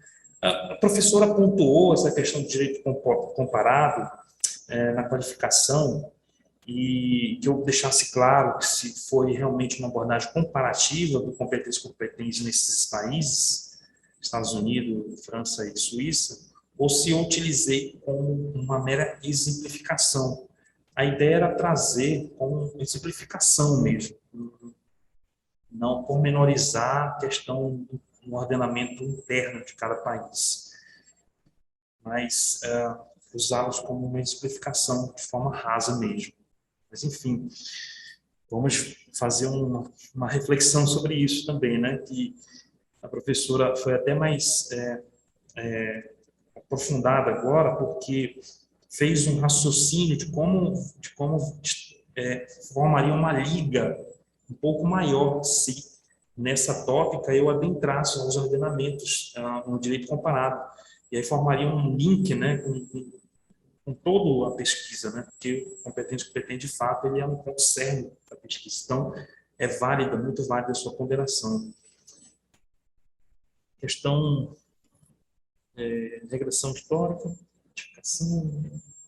A questão da natureza jurídica, eu penso que a gente apresentou, discorreu, né? Tem uma discussão sobre se a natureza, se a arbitragem possui natureza privatista, contratual, ou autônoma, ou mista, né? Ou jurisdicional, publicista.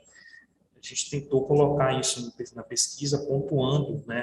Particularmente, para além de colocar as teorias, essa discussão, né, sobre a natureza jurídica, este mestrando tentou colocar o seu ponto de vista, né, concordando a natureza jurisdicional da arbitragem, uma vez que a própria lei diz que o árbitro é juiz de fato de direito. Né?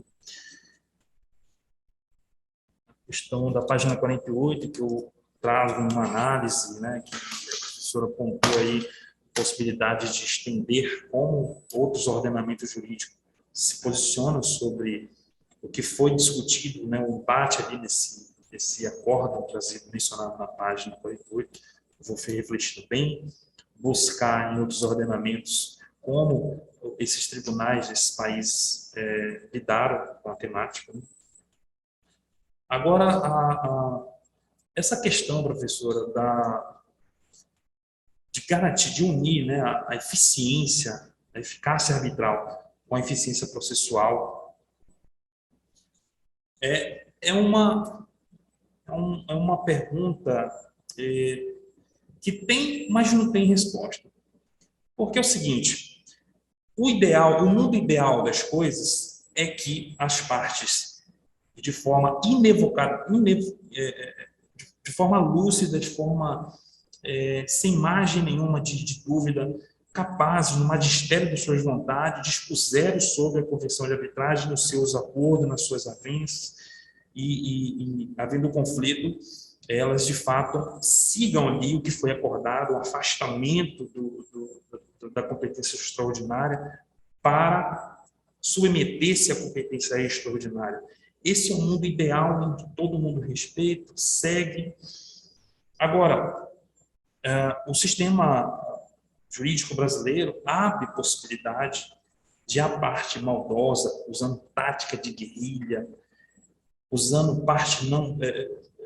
mecanismos não republicanos, apesar de jurídico, né, não morais, apesar de positivados, de resignada, levar essa situação ao Poder Judiciário.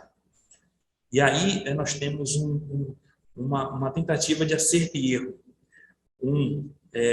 Prestigiar a autonomia da vontade, prestigiar o método heteropositivo, buscar acesso à justiça, ao poder jurisdicional, à atividade jurisdicional de forma mais célere, e nós temos a eficácia da decisão arbitral, que precisa do poder judiciário para isso. Ora, lá no final, instrumentalizando ações de força para a execução da medida, ora no começo, para evitar ilegalidades, abusos. Então, a gente tem uma tentativa de acerto e erro. É um modelo, não é perfeito, né? Não é perfeito. O que cabe aí é uma necessidade de amadurecimento de todos os stakeholders, de todos os agentes envolvidos, para que, para além da mudança de ato, haja uma mudança estruturalmente na cultura. Isso é o projeto forense, que as ondas renovatórias, elas trabalham no mundo todo. Um modelo de transformação cultural mesmo, de sair a beligerância jurídica, a guerra, a formação de guerreiros nos assentos das universidades, para ceder espaço para a formação de agentes que procurem resolver não apenas as posições, mas os conflitos. Porque as posições é aquilo que a gente, nós sabemos, né, aquilo que a gente vê, aquilo que a gente vê é a baliza. E os conflitos? Como é que se tem que trabalhar os conflitos? Então, isso é estrutural, isso é uma busca, né? Uma busca. É um estado ideal, aquela velha discussão do dever ser e do ser, né? A gente tem uma busca do aperfeiçoamento, de conciliar isso, né? E aí a professora pontua a questão de como garantir a autonomia, a autonomia da vontade das partes e a complementariedade de ambas as jurisdições.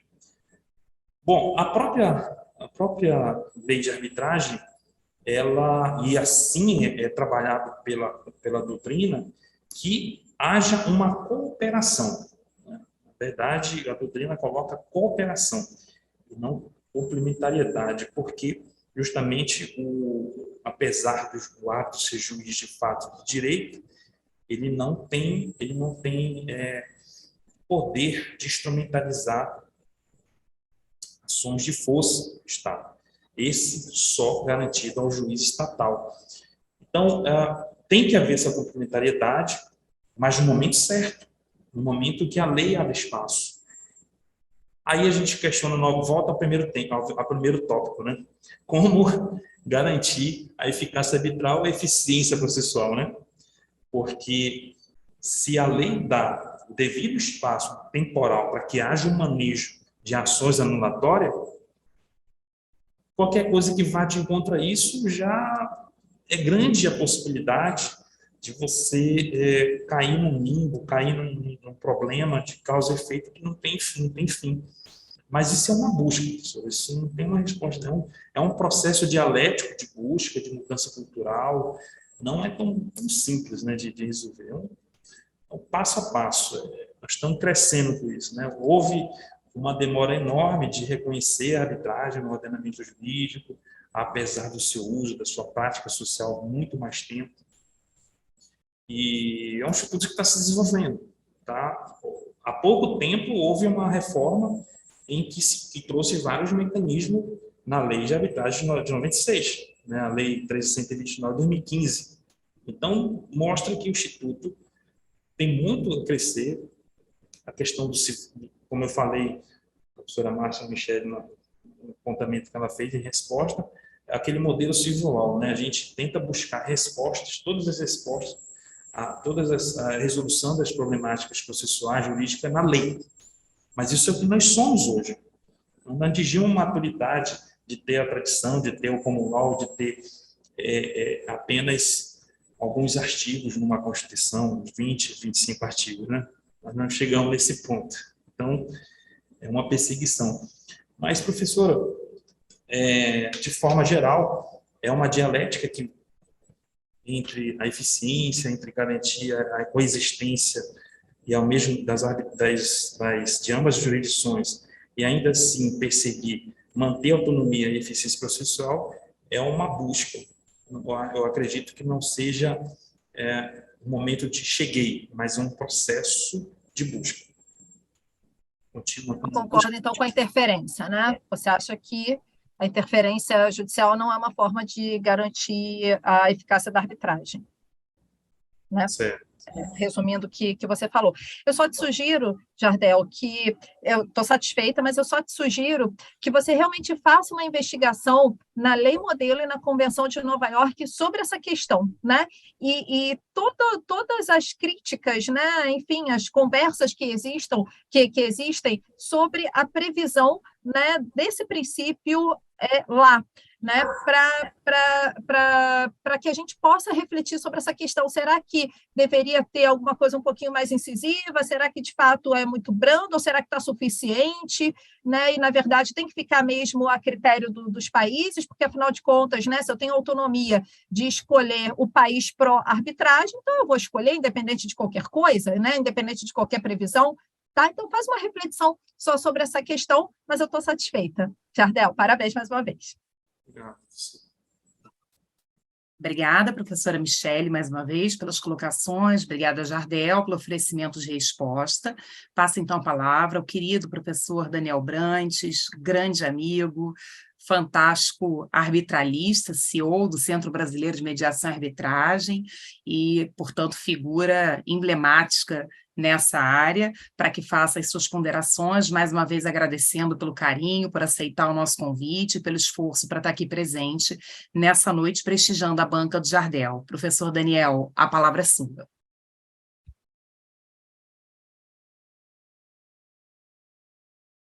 Professor, seu microfone está fechado. Professora Bianca, não tenho palavras para descrever aqui a amizade e o respeito profissional que eu tenho por você sabe disso, não preciso descrever a gente juntos aí em tantas batalhas acadêmicas e da vida.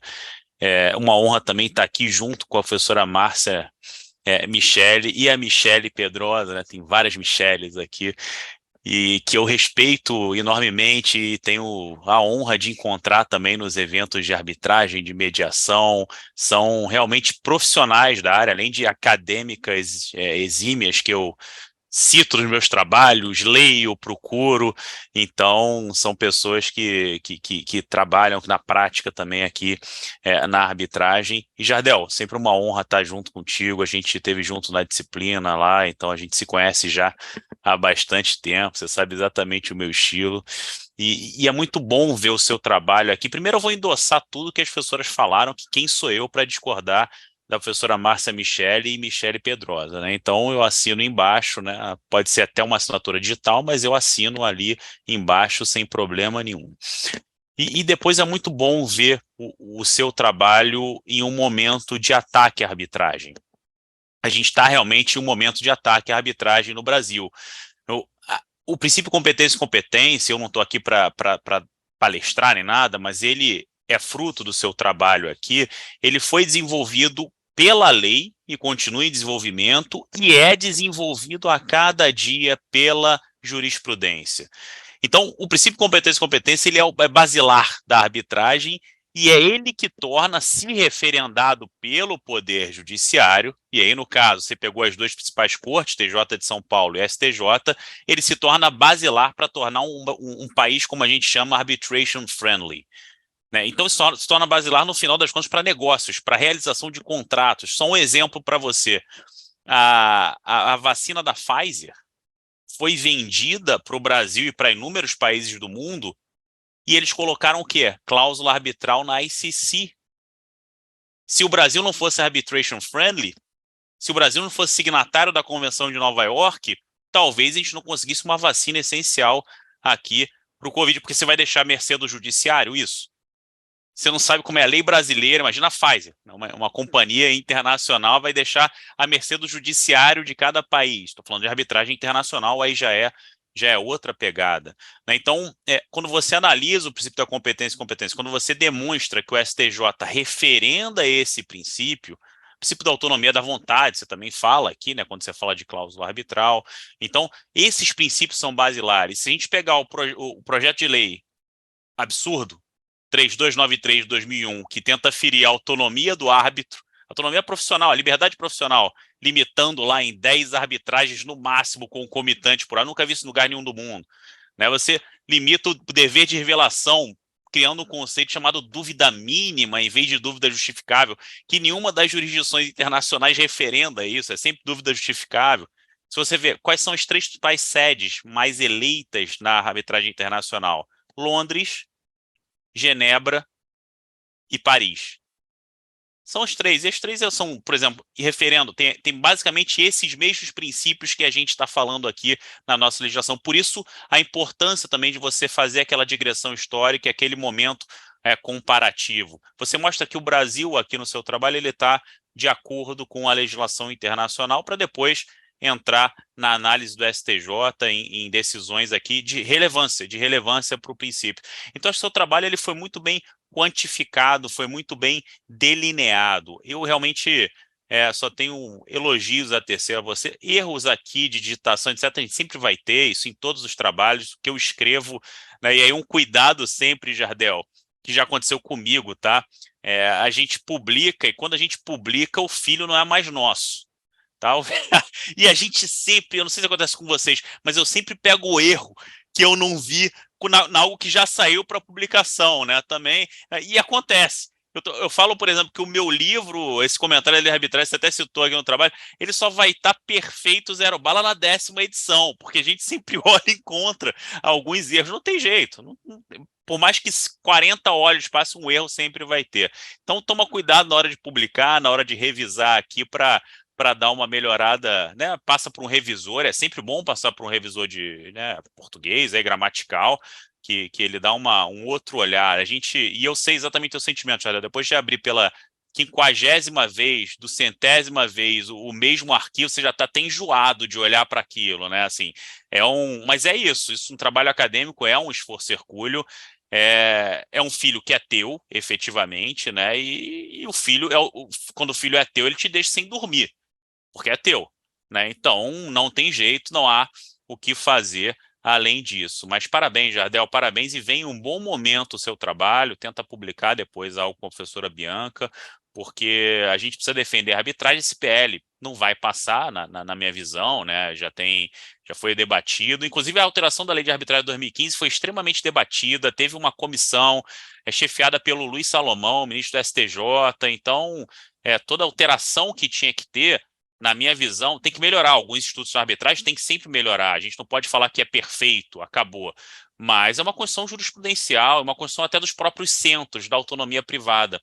Então, quando, por exemplo, vocês estavam falando de eficácia do procedimento arbitral, celeridade, eu aqui na prática, vendo nas internas, quando as cortinas se fecham, né? Porque em evento, conferência, é sempre o que é bonito para o público, né? E às vezes deixam de criticar por causa disso.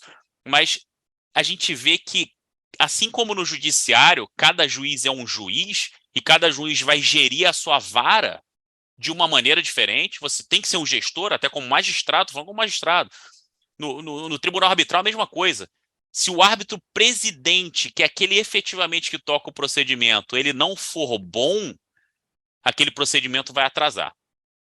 Se ele não souber impor o regulamento, ou saber o que indeferir, como, por exemplo, aí você fala de deferimento de provas, já citou até na arbitragem expedita, né, o árbitro tem que ser capaz de indeferir a prova.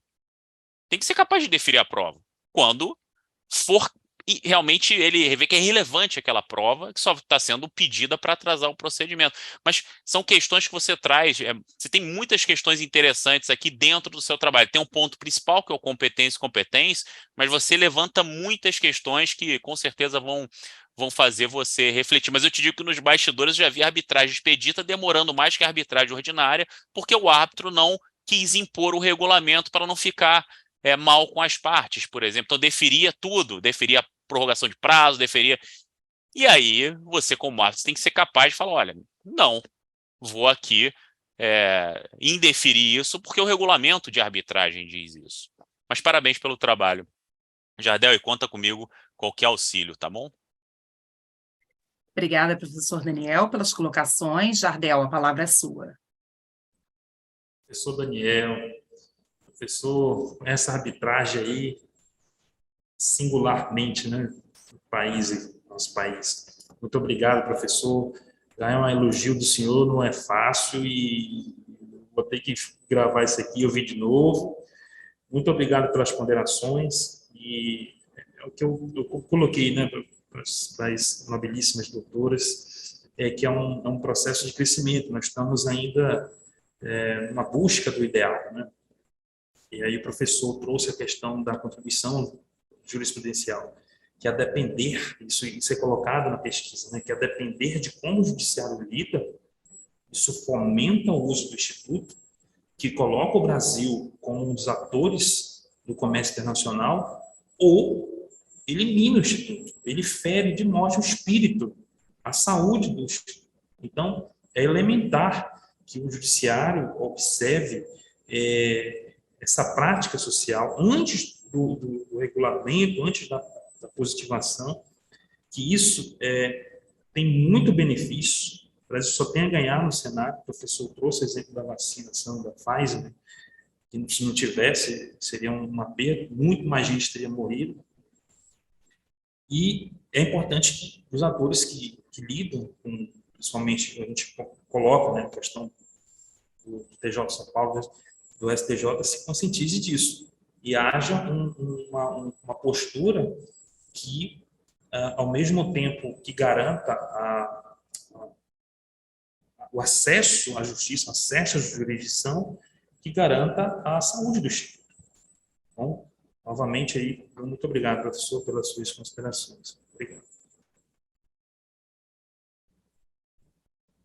Obrigada, Jardel, pelas colocações.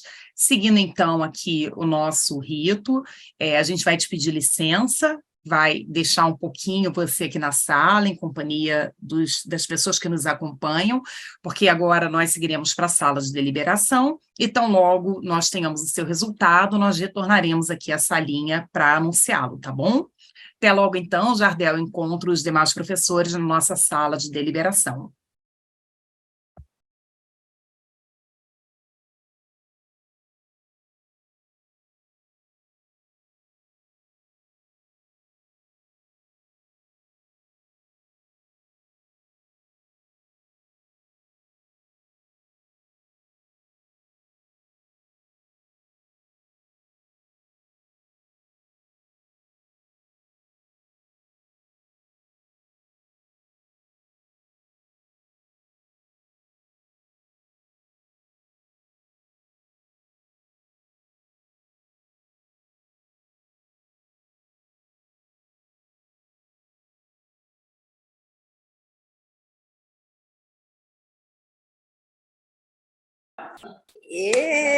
Parabéns, Jardel.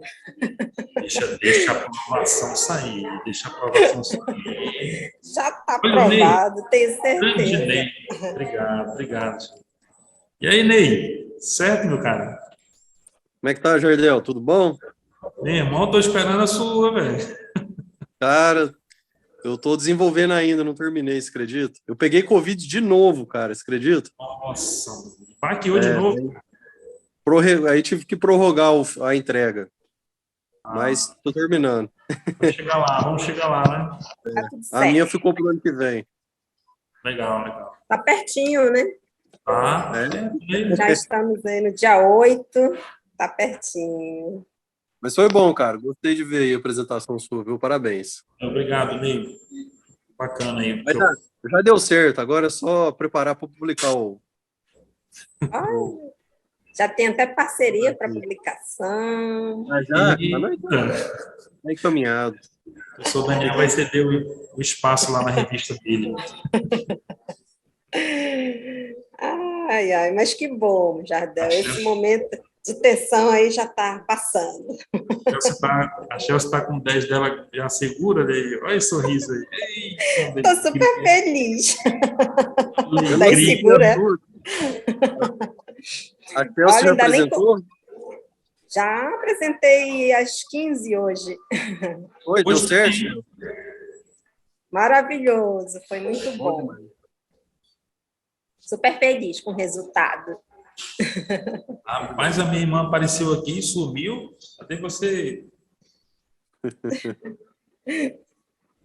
Mas eu estou com saudade dos colegas. Já faz tempo alguns que a gente não vê, né? E esse é um momento, é uma oportunidade aqui do reencontro.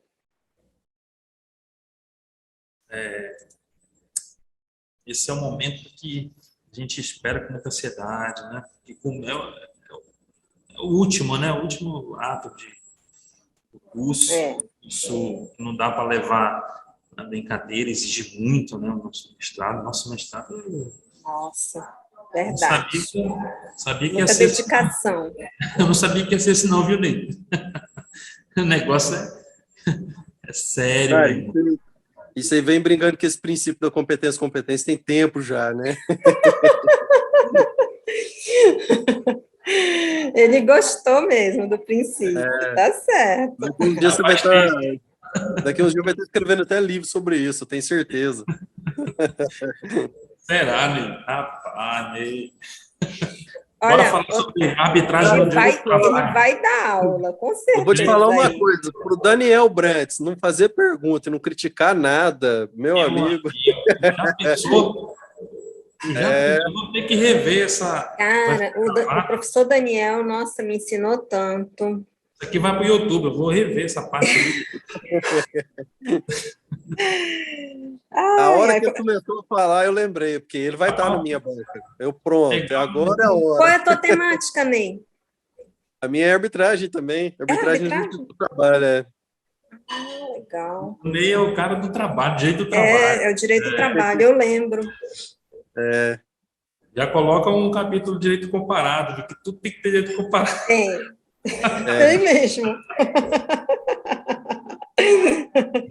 É bom que a gente viaja pelos outros países, né, Jardel? Jardel foi para a Suíça, para a França.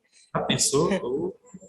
Eu fui para o Canadá, Argentina, Estados Unidos. Já conheço muita coisa da mediação aí nesses países. Bacana. Depois a gente Vocês vai participaram do aprofundando. webinar lá em Orlando, Jardel? Não foi nada, né? Não, mano, foi não. Aquele presencial, tô falando? Que teve agora, mês passado. Eu pensei que tinha sido postergado para 2024, né? Presencial. Não, teve um em novembro, agora, mês passado, e vai ter outro agora, o ano que vem. Não, confundi. Outra em 2024. É 2024, Maio. o outro, né? 2024 tá para ser 20 de organizado. abril e maio, início de maio. Aí, ó, dá para o Jardel ir lá agora, pagar um chopp pra gente lá no parque da Disney. Opa! Mas, Eu cara, não tomo chopp, mas eu aceito aí um sorvete. Mestre, agora tem que... Rapaz, será, Ney? Será se deu certo, Ney? Que isso, não, vai. Meu amigo, depois do que o Daniel falou, você ainda tem dúvida? Rapaz, meu amigo. O homem não é fácil, não. Não é fácil pegar elogio desse homem, não. Pois é. É bom que o Jardel dá um toque de humor aí nas respostas. Será? Dá sim, mesmo com esse jeito meio sério, ele faz a gente rir, aí os professores dá uma relaxada. São perguntas que não têm resposta certa. É uma dialética, não tem, cara. É complicada. É muito complicado. É isso. É aquilo. Desenvolvimento ainda, né? Busca ainda. É complicado, viu? Mas ela botou para a gente refletir. E Ney, tu já depositou para a qualificação? Como é que tá? Eu vou depositar agora, no final desse mês. Tu falaste, né? Para qualificação, né? Isso, para qualificação ainda. O teu orientador é o professor Daniel? É a Bianca também. É a Bianca. Cara, a professora Bianca é sensacional, né? Cara, pessoa inteligente, como orientadora, nossa também. Eu vou entregar uma versão. Semana que vem eu entrego uma versão para ela. Além de ela consegue conciliar a orientação com a cobrança. Porque tem gente que tem orientador que só cobra, você nem está entendendo o que ele quer. Mas ela consegue realmente orientar. E uma cobrança sutil, ó, eu acho que melhor dessa forma, aí você vai, não te minimiza, né? Desenvolvedor da pesquisa. Você pegou algum caso para orientar de graduação, Jardel? Eu não tive esse prazer, eu só participei da banca mesmo. Eu peguei duas orientações. Tu não orientou também, né? Orientei, foi uma experiência fantástica. Tu orientou quantos, Ney? Eu peguei 2 pessoas já para orientar. Rapaz, eu falei, não dá para mim agora não. Quando eu terminar essa dissertação, eu vou respirar fundo, eu vou participar de grupo de estudo, não sei, de direito nacional, grupo de estudo, orientação, aí depois... Mas não dá não, Ney, não deu não ainda para mim. Teve um caso de um aluno lá de Santos, eu tive que parar meu TCC para orientar ele. Pois Um trabalho muito complexo que ele estava desenvolvendo. Cara, eu gostei de ver, viu? Aí eu fiquei praticamente um mês por conta disso. Olha aí, não, existe. Existe porque tem orientandos e orientandos também, né? Ele escreveu sobre fake news agora, essa nova lei do judiciário.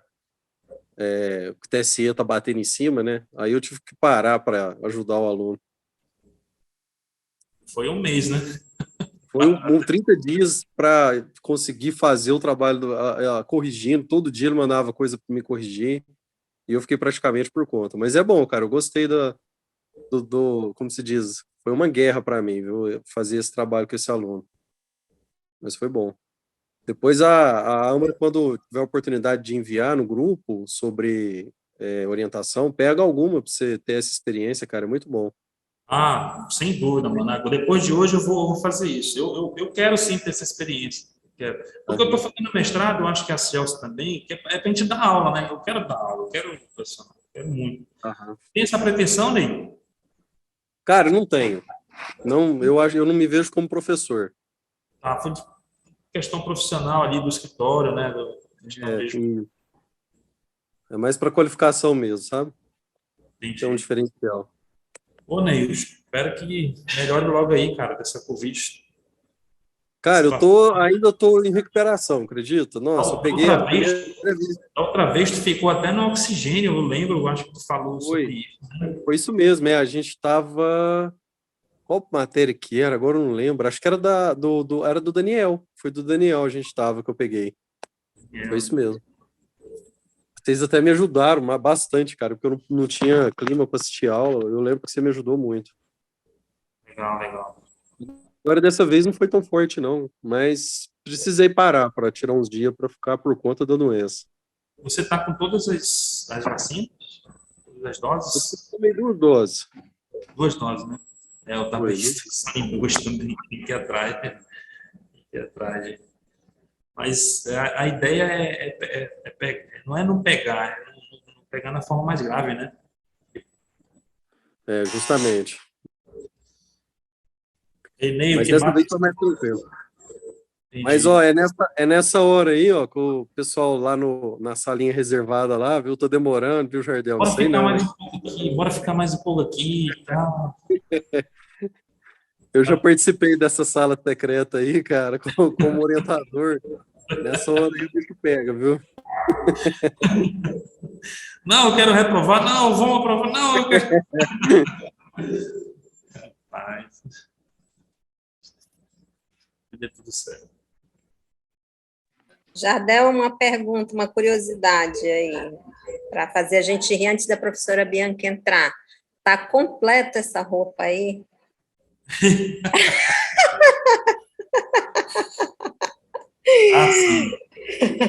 Com calça comprida e sapato?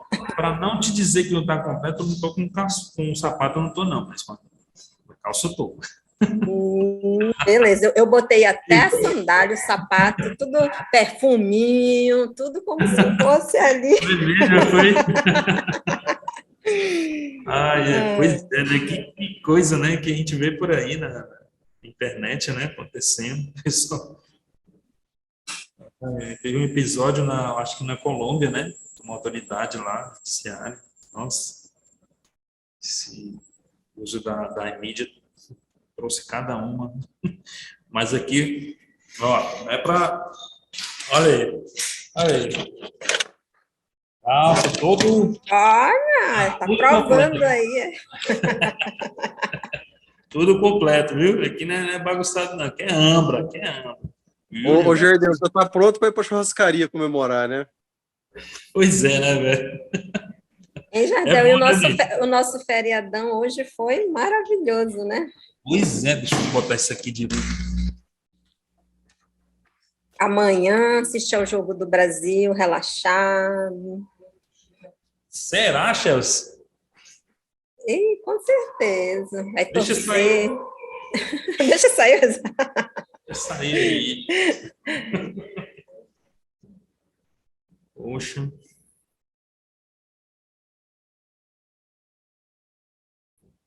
Quando demora assim é mais tormentador, né? Não, essa nota aí...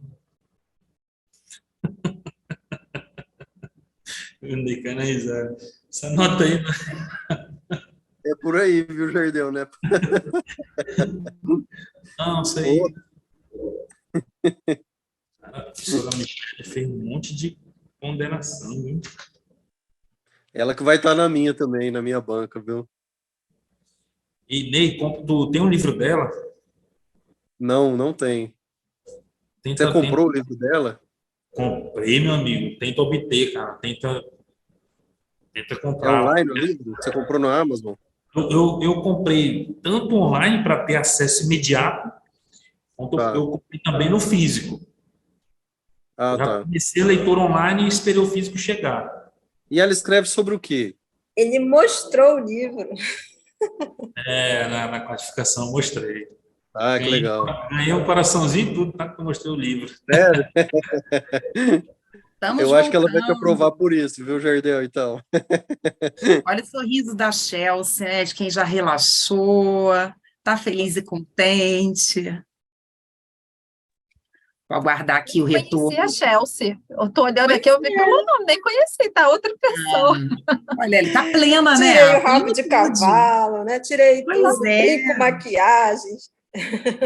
É a plenitude de quem já cumpriu o dever, né? Acho que o Daniel já está aqui de volta. Bom, então estamos todos aqui novamente reunidos. Jardel, nós fizemos a sua deliberação acerca do resultado. Toda a banca, de maneira unânime, concordou com a sua aprovação. Você foi aprovado com a nota máxima, nota 100. O seu trabalho tem muita qualidade, todos frisaram esse ponto. Abrace aí essas últimas recomendações de revisão formal, sobretudo, do arquivo, conserto aí dos últimos errinhos ortográficos que possam ter restado. Parabéns pela sua caminhada, Jardel. É muito gratificante poder recebê-los lá no iniciozinho do mestrado, muitas vezes uma primeira disciplina ainda, tendo contato com os métodos de solução de conflitos, sobretudo com os consensuais, a arbitragem, quem cuida é sempre o Daniel, e acompanhar o crescimento de vocês, acompanhar a superação que a cada dia se estabelece, a forma madura com a qual vocês lidam com todas as adversidades, todos os problemas, todas as dificuldades que realmente aparecem ao longo dessa trajetória, que não é uma trajetória de um dia, não é uma trajetória de um mês, é uma trajetória que vocês abraçam, estabelecem um compromisso e que termina magnificamente em noites como a de hoje. Parabéns pela sua conquista, como eu disse a Chelsea mais cedo, que seja talvez a primeira grande conquista acadêmica, mas que não seja a última. Multiplique aí por muitas vezes esse empenho, essa disposição que você demonstrou ter para pesquisa, para escrita de trabalhos sérios, porque a comunidade jurídica precisa de pessoas com essa disposição. Eu quero mais uma vez renovar a minha gratidão infinita aos professores que fizeram parte da banca na noite de hoje, querida professora Michele Pedrosa, queridíssima professora Márcia Michele, meu querido amigo, professor Daniel Brantes, muito obrigada pela presença de vocês nessa noite, por todo o brilho que vocês trouxeram para essa banca. Chelsea e Jardel tiveram a sorte de ter uma banca muito diferenciada, é bom quando a gente pode ter pessoas com tanto conhecimento teórico e prático avaliando trabalhos feitos por nós, né? Isso engrandece ainda mais a nossa conquista. Quero estender aqui a minha gratidão à equipe da Ambra, sempre incansável, querido Alfredo, Camila, Leânia, peças fundamentais nessa engrenagem de construção de ensino de qualidade, um ensino sempre muito comprometido com as propostas e valores da instituição. Sem eles, a gente não realizaria um bom trabalho durante as disciplinas, tampouco no processo de orientação dos alunos. E a todos os participantes que ficaram aqui com a gente nessa noite, que prestigiaram a defesa do Jardel, meu mais sincero agradecimento, muito obrigada a todos. Jardel, comemora bastante, a gente encerra aqui essa sessão, curte demais o seu sucesso, assim como a Chelsea, porque ele foi bastante merecido. Foi um prazer caminhar ao seu lado, espero que a gente se encontre numa oportunidade breve. Muito obrigada a todos, uma ótima noite. Obrigado, muito obrigado, professora Bianca, pela sua orientação, muito obrigado por estar sempre acessível, professora Michele, professora Márcia, professor Daniel, meu muito obrigado também. Eu acho que a gratidão ela é o combustível da solidariedade, da empatia, e tudo resume nisso, né? Gratidão, muito obrigado pelo tempo tão maravilhoso, pelo sacrifício que estão fazendo por prestigiar essa banca. Muito obrigado novamente, e eu quero que fique registrado mais uma vez, consignada a palavra que resume o meu sentimento para com todos vocês. Gratidão. Boa noite. Parabéns, Jardel. Boa noite. Tchau, tchau, pessoal. Parabéns, Jardel. Boa noite. Boa noite. Comemorar, meu amigo. Você merece. Um grande abraço. Parabéns, Jardel. Valeu, valeu. Obrigado, gente. Obrigada a todos. Boa noite.